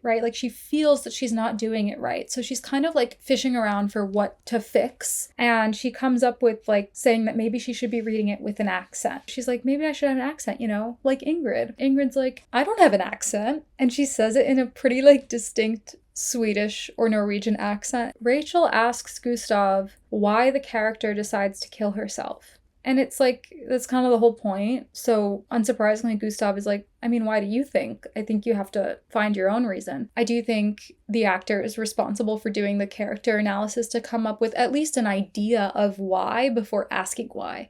It's like when someone asks you for help and they haven't even Googled the first possibility and you're like, well, did you Google it? That's my experience as a data scientist. Like, I think he would be willing to engage with her on it, but she needs to come to the table with something. Like, she needs to have an idea to work from, not just like, can you explain to me what this means? You know, I think that's the problem there. And I do also think that that's the question that Gustav is asking himself. Like, I think his whole life has been plagued by, why did my mother kill herself? Even though she had a young son, like, why wasn't I enough to keep her here? So for Rachel to just be like, why does this character kill herself? It's kind of like, I don't know. That's the question. You know, maybe anger is not bad for art. Maybe having too easy of a life can be bad for some art. Maybe some art requires you to have access to the level of anger and pain. And he ends with, this is not about my mother. Again, I'm like, sure. Cut to a really fun sequence at a library. I love like a very prop heavy tactile sequence, a very like Wes Anderson bit. And so we get that. We see a librarian pulling some books and documents onto the like metal cart, shuffling around like the index cards from the Dewey Decimal System or whatever. It's all very methodical. It's all very organized. And the cart is labeled for Agnes. Agnes goes to pick it up and the librarian tells her, like, look, just to warn you, there are some unsettling images of torture in these documents. It's Karen, Gustav's mother, documents about her. So Agnes goes and sits in this really pretty reading room at the library, and she sits at a desk with one of those like beautiful green lamps on it. Oh, I love those lamps so much. I've always loved those lamps. I love this introduction to this scene for Agnes because I think it's telling us about her character efficiently, that she needs this kind of like calm, rational, methodical fact gathering to ground her. Nora is more maybe intuitive or emotionally pragmatic, where she sees through things more easily, whereas Agnes is more emotionally muddled and like still living in that cognitive dissonance. So gathering information about her grandmother, about her dad's mother, for her, this is like almost like a prayer exercise. Like, this is what she does. She's a research historian. That means she's dedicated her life to the pursuit of knowledge and truth and facts. It tells us a lot about Agnes, even though we've really been following Nora. And like I talked about earlier about how family trauma is so confusing and you never know exactly what the right story is, it can be super grounding to have some evidence written in front of you that cannot be gaslit away that yes, this is actually what happened. So we see some of the documents. It says, regarding defendant's crimes of treason, the torture of Karen, something, I forget her last name. And it's describing all of these methods of torture that she underwent. I'm going to read them. You can skip ahead like 30 seconds if you don't want to hear it, but squeezed legs, tied to hot stove, beat with rod. And there's like images in the documents and in the book that are like demonstrating these methods of torture. They weren't too graphic. I mean, obviously it's like graphic and disgusting, but it was kind of like a blurry picture from far away type of thing. But Agnes, is moved to tears reading through all of this, imagining the suffering that her grandmother, who she never knew, must have went through. And at this point, like, the library has emptied out and she's still there. She's been there for hours just poring over all of these documents. We do a lot of these like J cuts in the movie where you hear the dialogue from the next scene before you visually cut to that next scene. So we have that happening here. It's a nice way of connecting dots of like this thought led to this thought. It smooths out transitions. I enjoy it. Agnes is saying, I already knew most of this. I don't know why it had such an effect on me. Seeing the reality of it indisputably coming from outside the family, it's not some ambiguous lore that is hard to actually get out of your dad. It makes it all more real. And she's talking to her husband at home as they watch Gustav playing with Errick in the backyard. And she's saying that 15 years later, like after all of her arrest and torture, 15 years later, she killed herself. Gustav was just 7 years old at the time, around Errick's age, a little bit younger. And Gustav and Errick are hanging out. They're making a short film on like Gustav's iPhone, which was very cute. He's sharing his passion with Errick as a way to connect. And this time this feels more of like an earnest way of connecting than giving him adult DVDs. Errick seems to be having a great time. Again, though, Gustav is behind the camera looking at Errick kind of through the iPhone. So he really, really does need this buffer in order to be vulnerable enough to connect. Gustav tells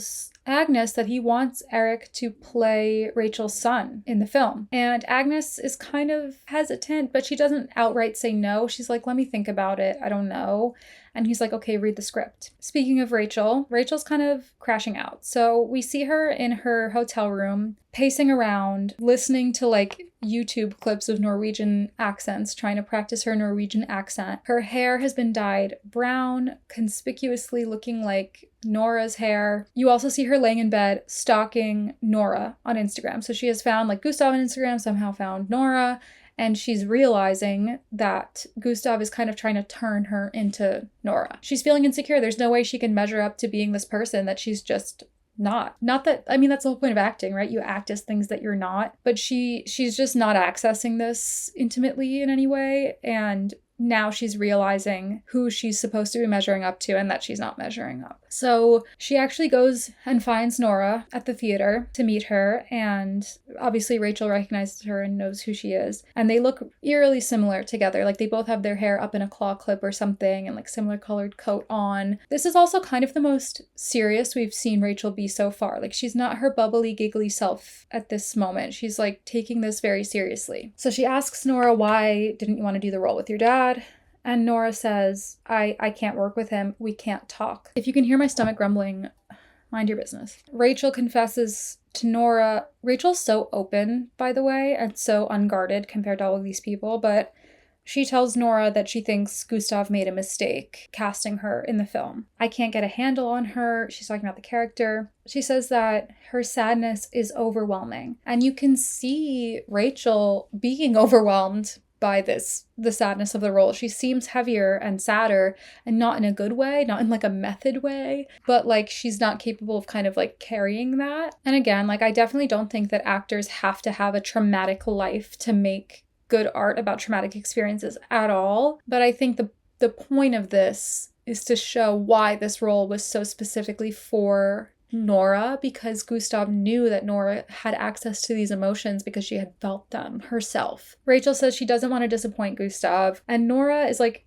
doesn't know what to say. She has to give this woman something, but clearly she's dealing with her own shit about Gustav. And she just says, he's a very difficult person, but a good director, and he sees something in you. Whatever. Meanwhile, Gustav is on the phone with Michael, who's like his filmmaking business partner or something, and he's complaining that he really misses Peter. He's not happy working with Netflix. They're kind of commiserating, and he's like, when did we get so frail?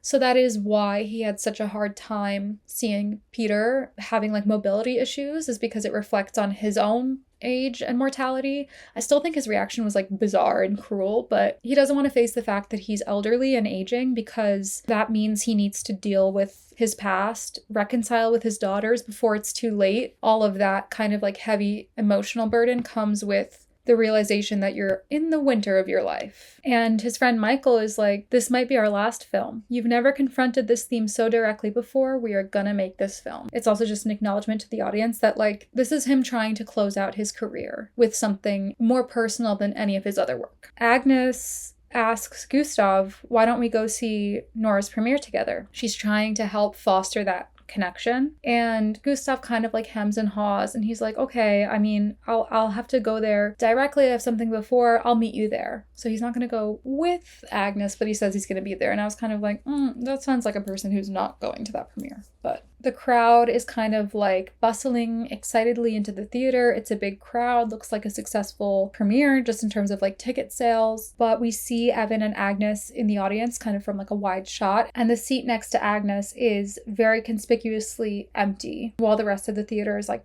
booked out, full. Nora is backstage. She's mic'd up. The same stage manager from the opening sequence is watching her like a hawk in case she bolts again. My one thing that I was confused about here is how, like, we said this was Nora's premiere, but we already saw her doing this play. Like, how is this a premiere? It's the same play. But I'm not too worried about it. Maybe that first one was the first time they performed it to like a test audience. Who knows?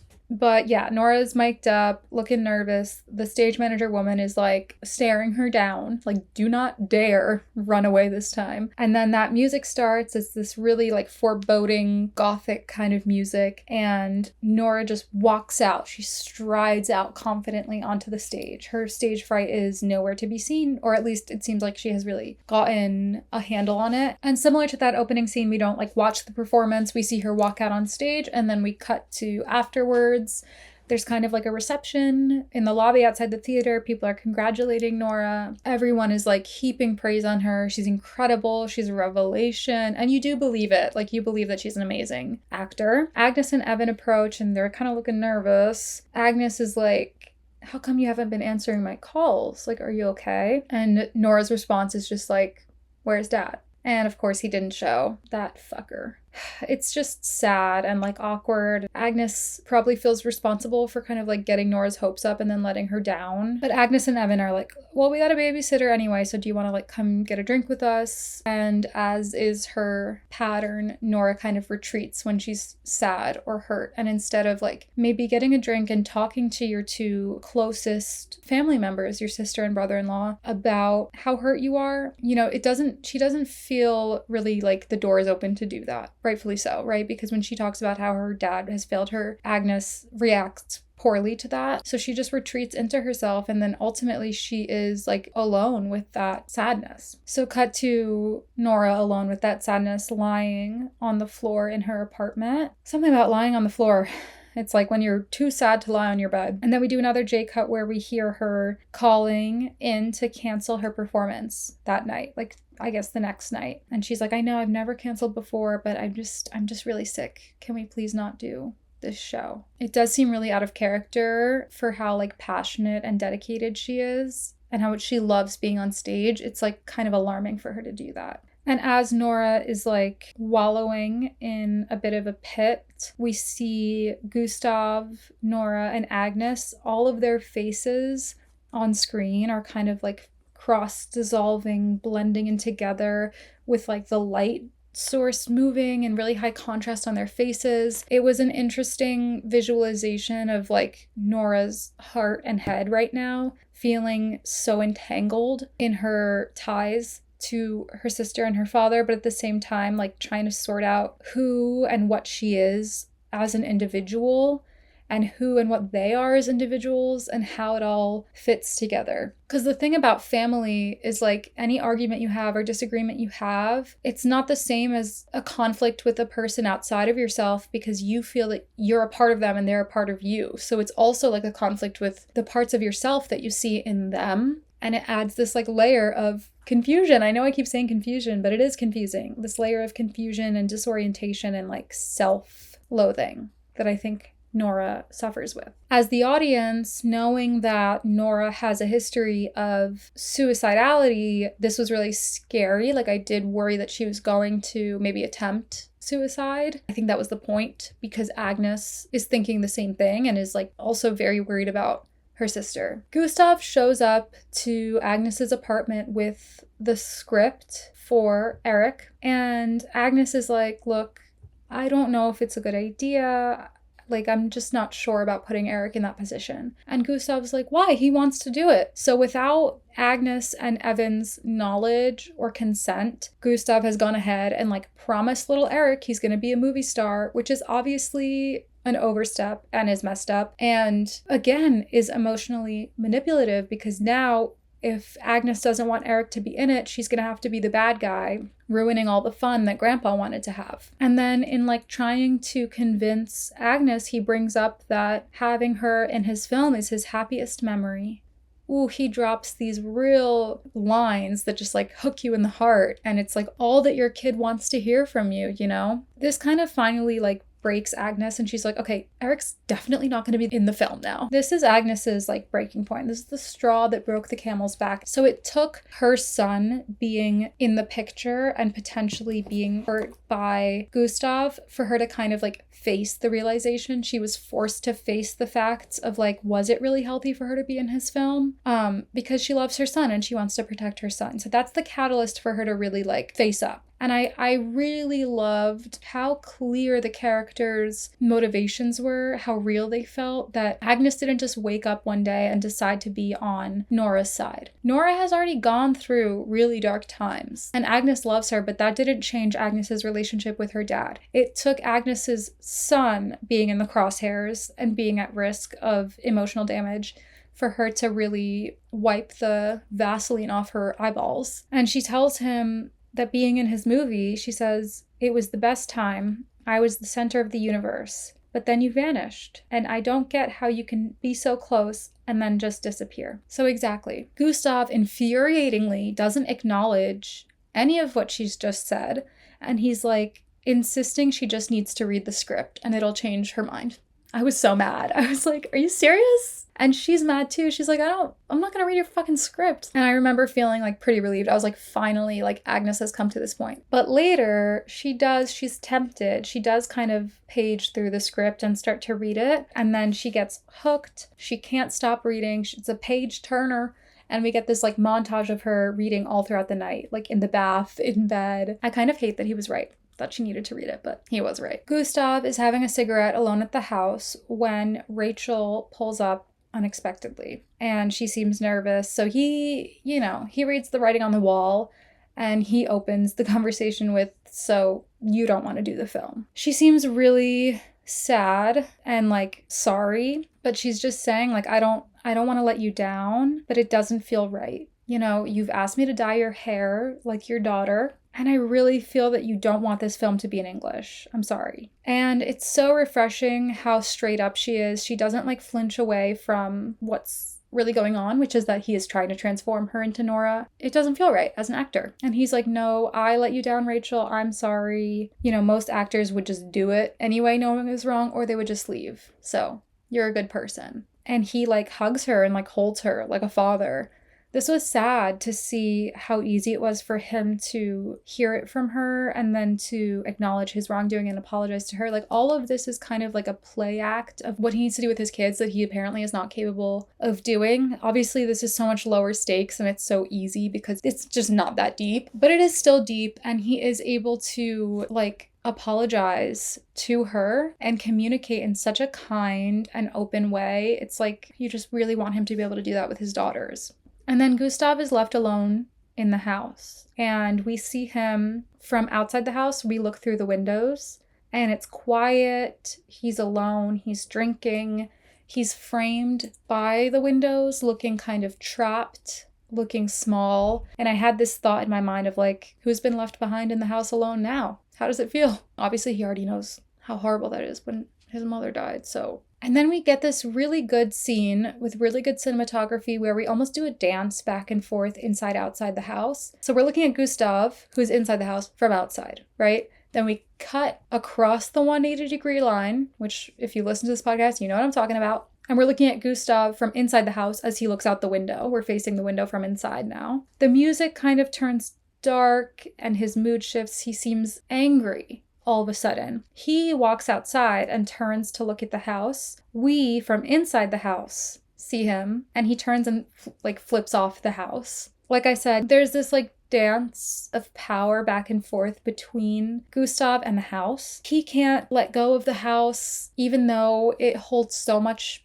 pain and trauma for him. And I think, he's also angry at his mother when he flips off the house. And I think he's allowed. He's justifiably angry at his mother for leaving him in a way. And he also feels empathy for her. I think he very much tried to understand her decision. You can see that in his writing in the film, even though it's not literally about his mother. He has these complicated feelings. The little boy in him feels abandoned and deeply hurt and traumatized. And the adult in him, the parent in him, understands. That's what I think. And he's allowed to feel both. I also think feeling that anger at his mom is healthy. It's that anger in Nora that he condemned in her as making her difficult to love and poisoning her art. So him saying that about her means he really thinks that about himself. He judges himself for his anger at his mom. He thinks it makes him difficult to love and that it's bad for his art. That's why he shoves it down and doesn't let himself feel it, when really, instead of telling Nora that she should, get over it or put a band-aid on it by procreating or something, which is what he tried to do, he needs to take a page out of her book and feel it. Feel your feelings. That's what, people who intellectualize their feelings know, that therapists will tell you you have to actually feel the feeling, which is difficult. Agnes goes over to Nora's place. For the first time that we see in this movie, it's always them meeting at the house, the childhood house, or Nora going to Agnes's place with Agnes's husband and son. Literally, this is Agnes taking a bigger step than just calling Nora, because she often calls Nora and gets no response and worries. This is her actually physically coming to Nora and meeting her where she is, but it's also kind of symbolically meeting her where she is and coming to a middle ground with her, trying to understand her. Nora lets her in and Agnes is like, "I was worried you weren't answering my phone. Are you sick?" Nora's not really listening. Her laptop is open on the table to some like streaming TV show she's been binging, and she looks a mess. I mean, I know depression rotting when I see it. Our darling Nora has been definitely depression rotting in this apartment. So Agnes literally shuts the laptop to get Nora's attention and to get her to like snap out of it. She says, I had a fight with Dad.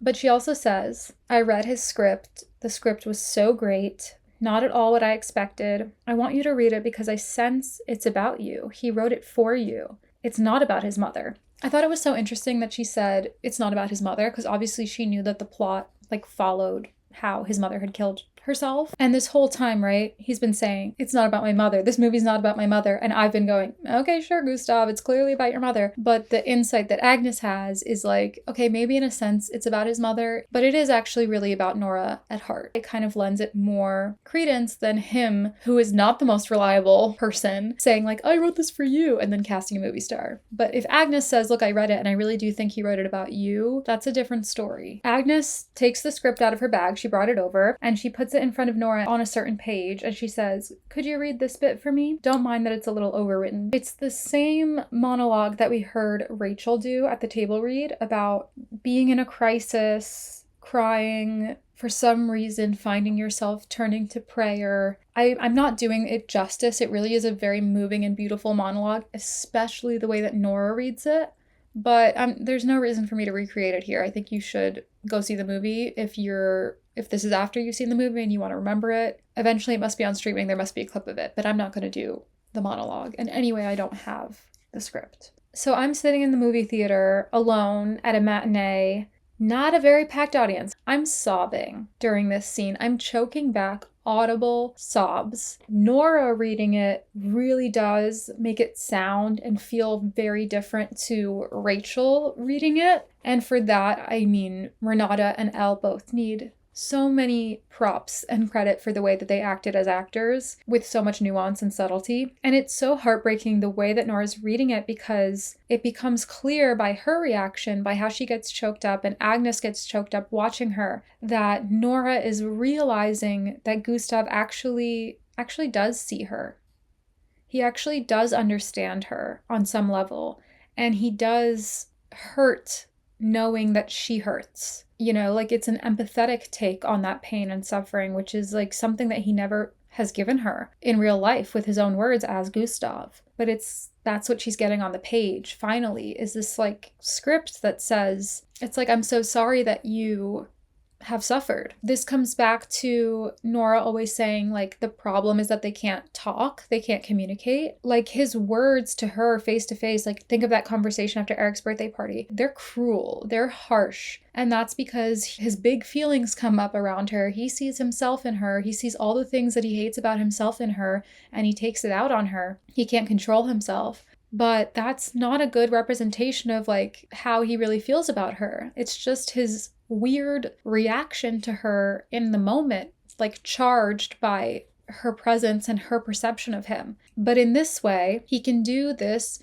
one-way line of communication from a safe distance. That's why film is always his safe space to express himself emotionally, safe from feeling like he needs to be defensive, defend himself against her charges, her fair charges. He can just share like what's going through his mind in those moments when he's drunk, calling her worried. Agnes is watching Nora intently. She's crying. Nora stands up without taking her eyes off the script and like walks around her apartment to keep reading it, much like how Agnes was so taken when she finally opened it and started reading it. And then while Nora goes and sits down and keeps reading the script, Agnes gets up and starts tidying up the apartment. She opens the blinds, does the dishes, puts the chairs where they're supposed to go, folds the blankets, all the little things that like feel impossible when you're really depressed, but are so simple when you're not. And it's so beautiful, so beautiful. That like unspoken devotion and love between sisters. You know, in a lot of ways, Agnes has failed Nora too, because she wasn't able to face her own trauma to be there for Nora. And so this is not just her trying to help It's also her saying sorry, like sorry for not being there for you before. It's her stepping up as the younger sister to take care of Nora in this moment when Nora really needs it. And it's her saying, like, you're never going to be alone as long as you have me. As long as she has her sister, she can live alone, she can be independent, she can have no husband, no kids or whatever, but she'll never be alone. Cut to later,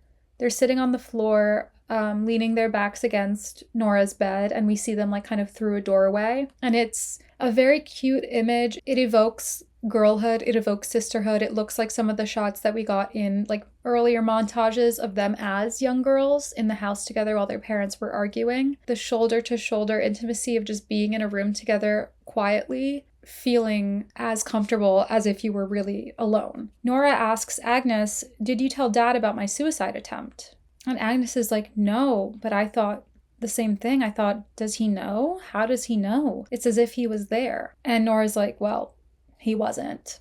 He wasn't there." And she's looking at Agnes and she says, "How did you turn out fine and I'm so fucked up? You know, you have a family, you have a home." No matter how like impenetrable or strong or independent Nora seems, ultimately like no one's immune to that comparison to your sister. And it's not like she doesn't want a family, a relationship, a life. She loves her nephew. Like you can see her wanting her own family and kids and admiring what Agnes has. She has this belief about herself that there's something fundamentally wrong with her. There's something broken about her that prevents her from achieving that. You know, everyone else is telling her that she's fucked up too. Her dad is telling her that she's fucked up and unlovable. The guy she's hooking up with is telling her that she needs therapy. Meanwhile, he's cheating on his wife, and then he divorces his wife and wants nothing to do with her. Like, of course she thinks she's fucked up. But there's a difference between like acknowledging the difficult things you've gone through in your life and how they've affected you, and coming to the conclusion that like, because of all that, you are broken and unworthy. And she has somehow come to that conclusion. And she looks at Agnes and she sees someone a lot more well-adjusted. She sees someone who is not as mentally ill. And there's like a million reasons why that might be. She also is not Agnes. She doesn't know what Agnes really feels deep down. Agnes has been hurt too. So Agnes says, "There's one major difference.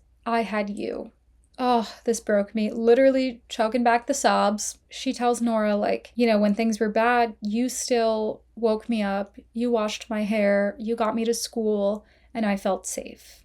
And she says, like, "I wish I could have been your older sister too." And they hug. And it's so sweet. Agnes says, "I love you." And Nora says, "You too." But then she corrects herself and she goes, "I love you too." Like pushing herself to open her heart up and be that vulnerable with her sister. I don't know, it's really beautiful. I think I texted my sister the next day, like, "I'm sorry that you didn't have a big sister." She was like, "What?" We cut from this very tender moment to Gustav alone and passed out outside the house from drinking. Like he walked out of the house, flipped it off, kept drinking, fell asleep out there. So I think this is his moment of like trying to reckon with his own past, except he kind of has to do it alone. He still has a long way to go to like kind of redeem himself, I think, and to reconcile with his daughters. But I do feel like this is a sign that he's like changed. You know, he's not waking up in his own drool on the couch. He's waking up in his own drool on the lawn. He's different. Cut to Nora and Agnes visiting him together at the hospital. He like fully got alcohol poisoning. They have like coffee cups and hats and they're so cute. And they linger outside his hospital room for a second before he sees them because he's just waking up. The nurse is like waking him up and he's like immediately flirting profusely with the nurse and like making jokes about wanting champagne. He's not like sexually harassing her. She's in on the joke with him. And Nora and Agnes just like look at each other and kind of laugh like, Dad's gonna be just fine. He's himself. And there's that moment of them kind of like somewhat approximating a normal family, being like, "Oh, typical dad." We see some shots of the house under demolition and like construction. Kind of tragic because this historic house was so beautiful, like in all of its oldness and falling apart. I really think they could have renovated it and still kept the character, but they like gutted this thing. That's the healing generational trauma. Cut to Nora in the newly renovated kitchen, and Errick is there and he's like asking for cookies. He wants some cookies. She packs his lunchbox, puts it in his backpack. He leaves to go to school or whatever. Nora is then sitting in the house alone, sitting in a chair, and she gets up and she walks towards that room with a chair and a rope where Gustav wanted to shoot the character killing herself. So at that point, if you didn't already, we realize that this is in fact the scene from the movie, the way that Gustav mapped it out and described it to Rachel. Errick comes back all of a sudden because he forgot something and like walks in, and she has to like suddenly like stop what she's doing, and he grabs his phone and then he leaves for real. And just like Gustav described, we get a long close-up shot on Nora as she's watching Errick to make sure he leaves this time. And we just hear the gate close. We don't see Errick leaving. And it is just as powerful as he described it as. And as Rachel said, you're going, what is she thinking? And it's also interesting that he finally got to do that close-up on Nora, a close-up shot of her face and her eyes as she's doing this beautiful, expressive acting. Because again, that was his criticism of her TV series. He didn't like how they shot it. It wasn't intimate enough. Finally, like very slowly, she turns back to that room and she goes in and closes the door. So I guess he chose not to show graphically the suicide, which was a good choice in my opinion. We hear Gustav yell, cut, and zoom out. There's a whole soundstage, there's a whole crew, and Gustav is looking on as the director. He and Nora make eye contact and they just look at each other and they're both emotional, and there's so much unspoken understanding kind of like blossoming between them. Doing this film together has allowed them to express all of the words that they can't say to each other, exactly as he has been trying to do. And I think Nora is actually quite generous in a way to give him this, because it is his art, you know? She's not a film actress. Is she an actress? Yes. Is she an incredible actress? Yes. Both Renata and Nora are incredible actresses.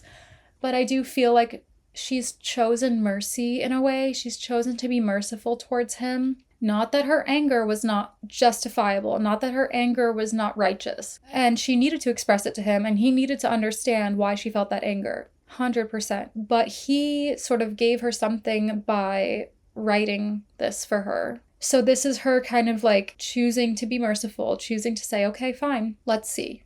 And this moment where they just look at each other as they wrap production, as they shoot that final scene that he dreamt of creating, and it's exactly how he described, and it's perfect.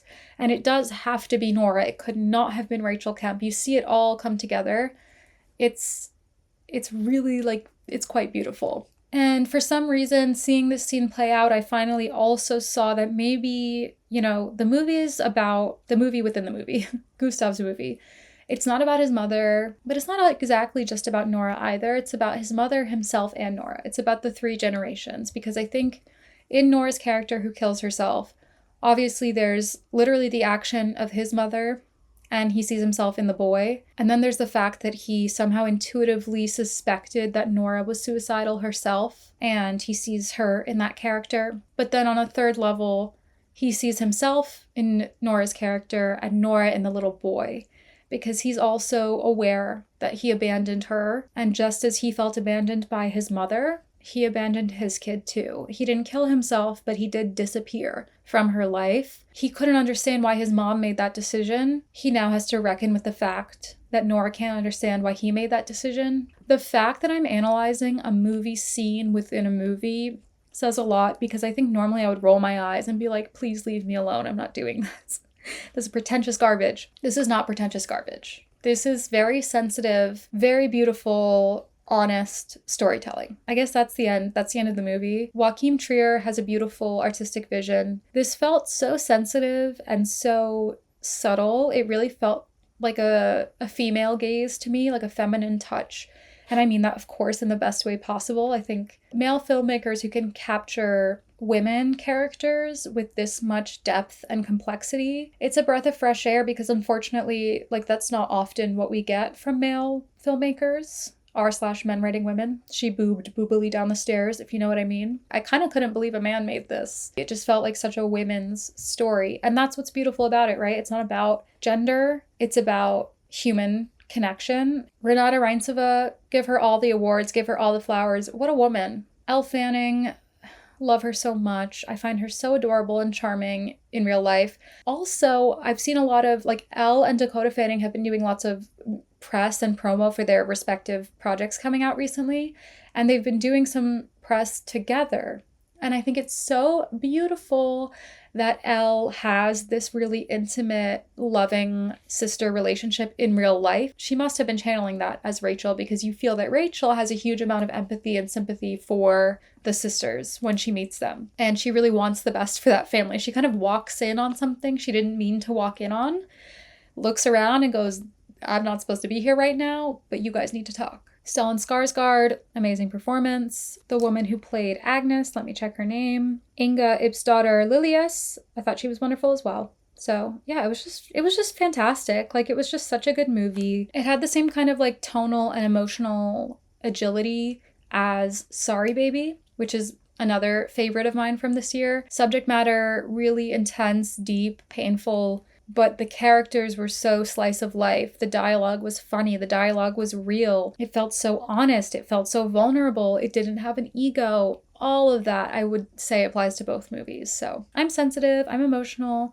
And movies like this work for me. I'm much more inclined to like something with like a deep emotional truth than something with like a really hot take intellectual truth. Maybe that's like how everyone feels, but I don't think so. I think that, you know, people have different preferences in film. I'm really excited to see what other people have to say about this movie because I tend to avoid other reviews and content until I present my review. So I try to keep it like truly how I feel about something and not be clouded by commentary. Obviously, it was extremely well received by critics. It won second place at Cannes. I'm sure we'll see it at all the ceremonies in the new year. Please leave me a 5-star rating and review on Apple Podcasts and Spotify. You can say something about how you like how in-depth my analysis is. You can say something about how I have a good vocabulary. If you have constructive criticism, please DM me. Don't post it on Apple Podcasts or Spotify. Hit the DM. I'll answer you there. Yeah, if you're on YouTube, like, comment, subscribe. Thank you so much for listening. Let me know what you thought of this movie. I'm gonna go lay down for a while and have a cough drop.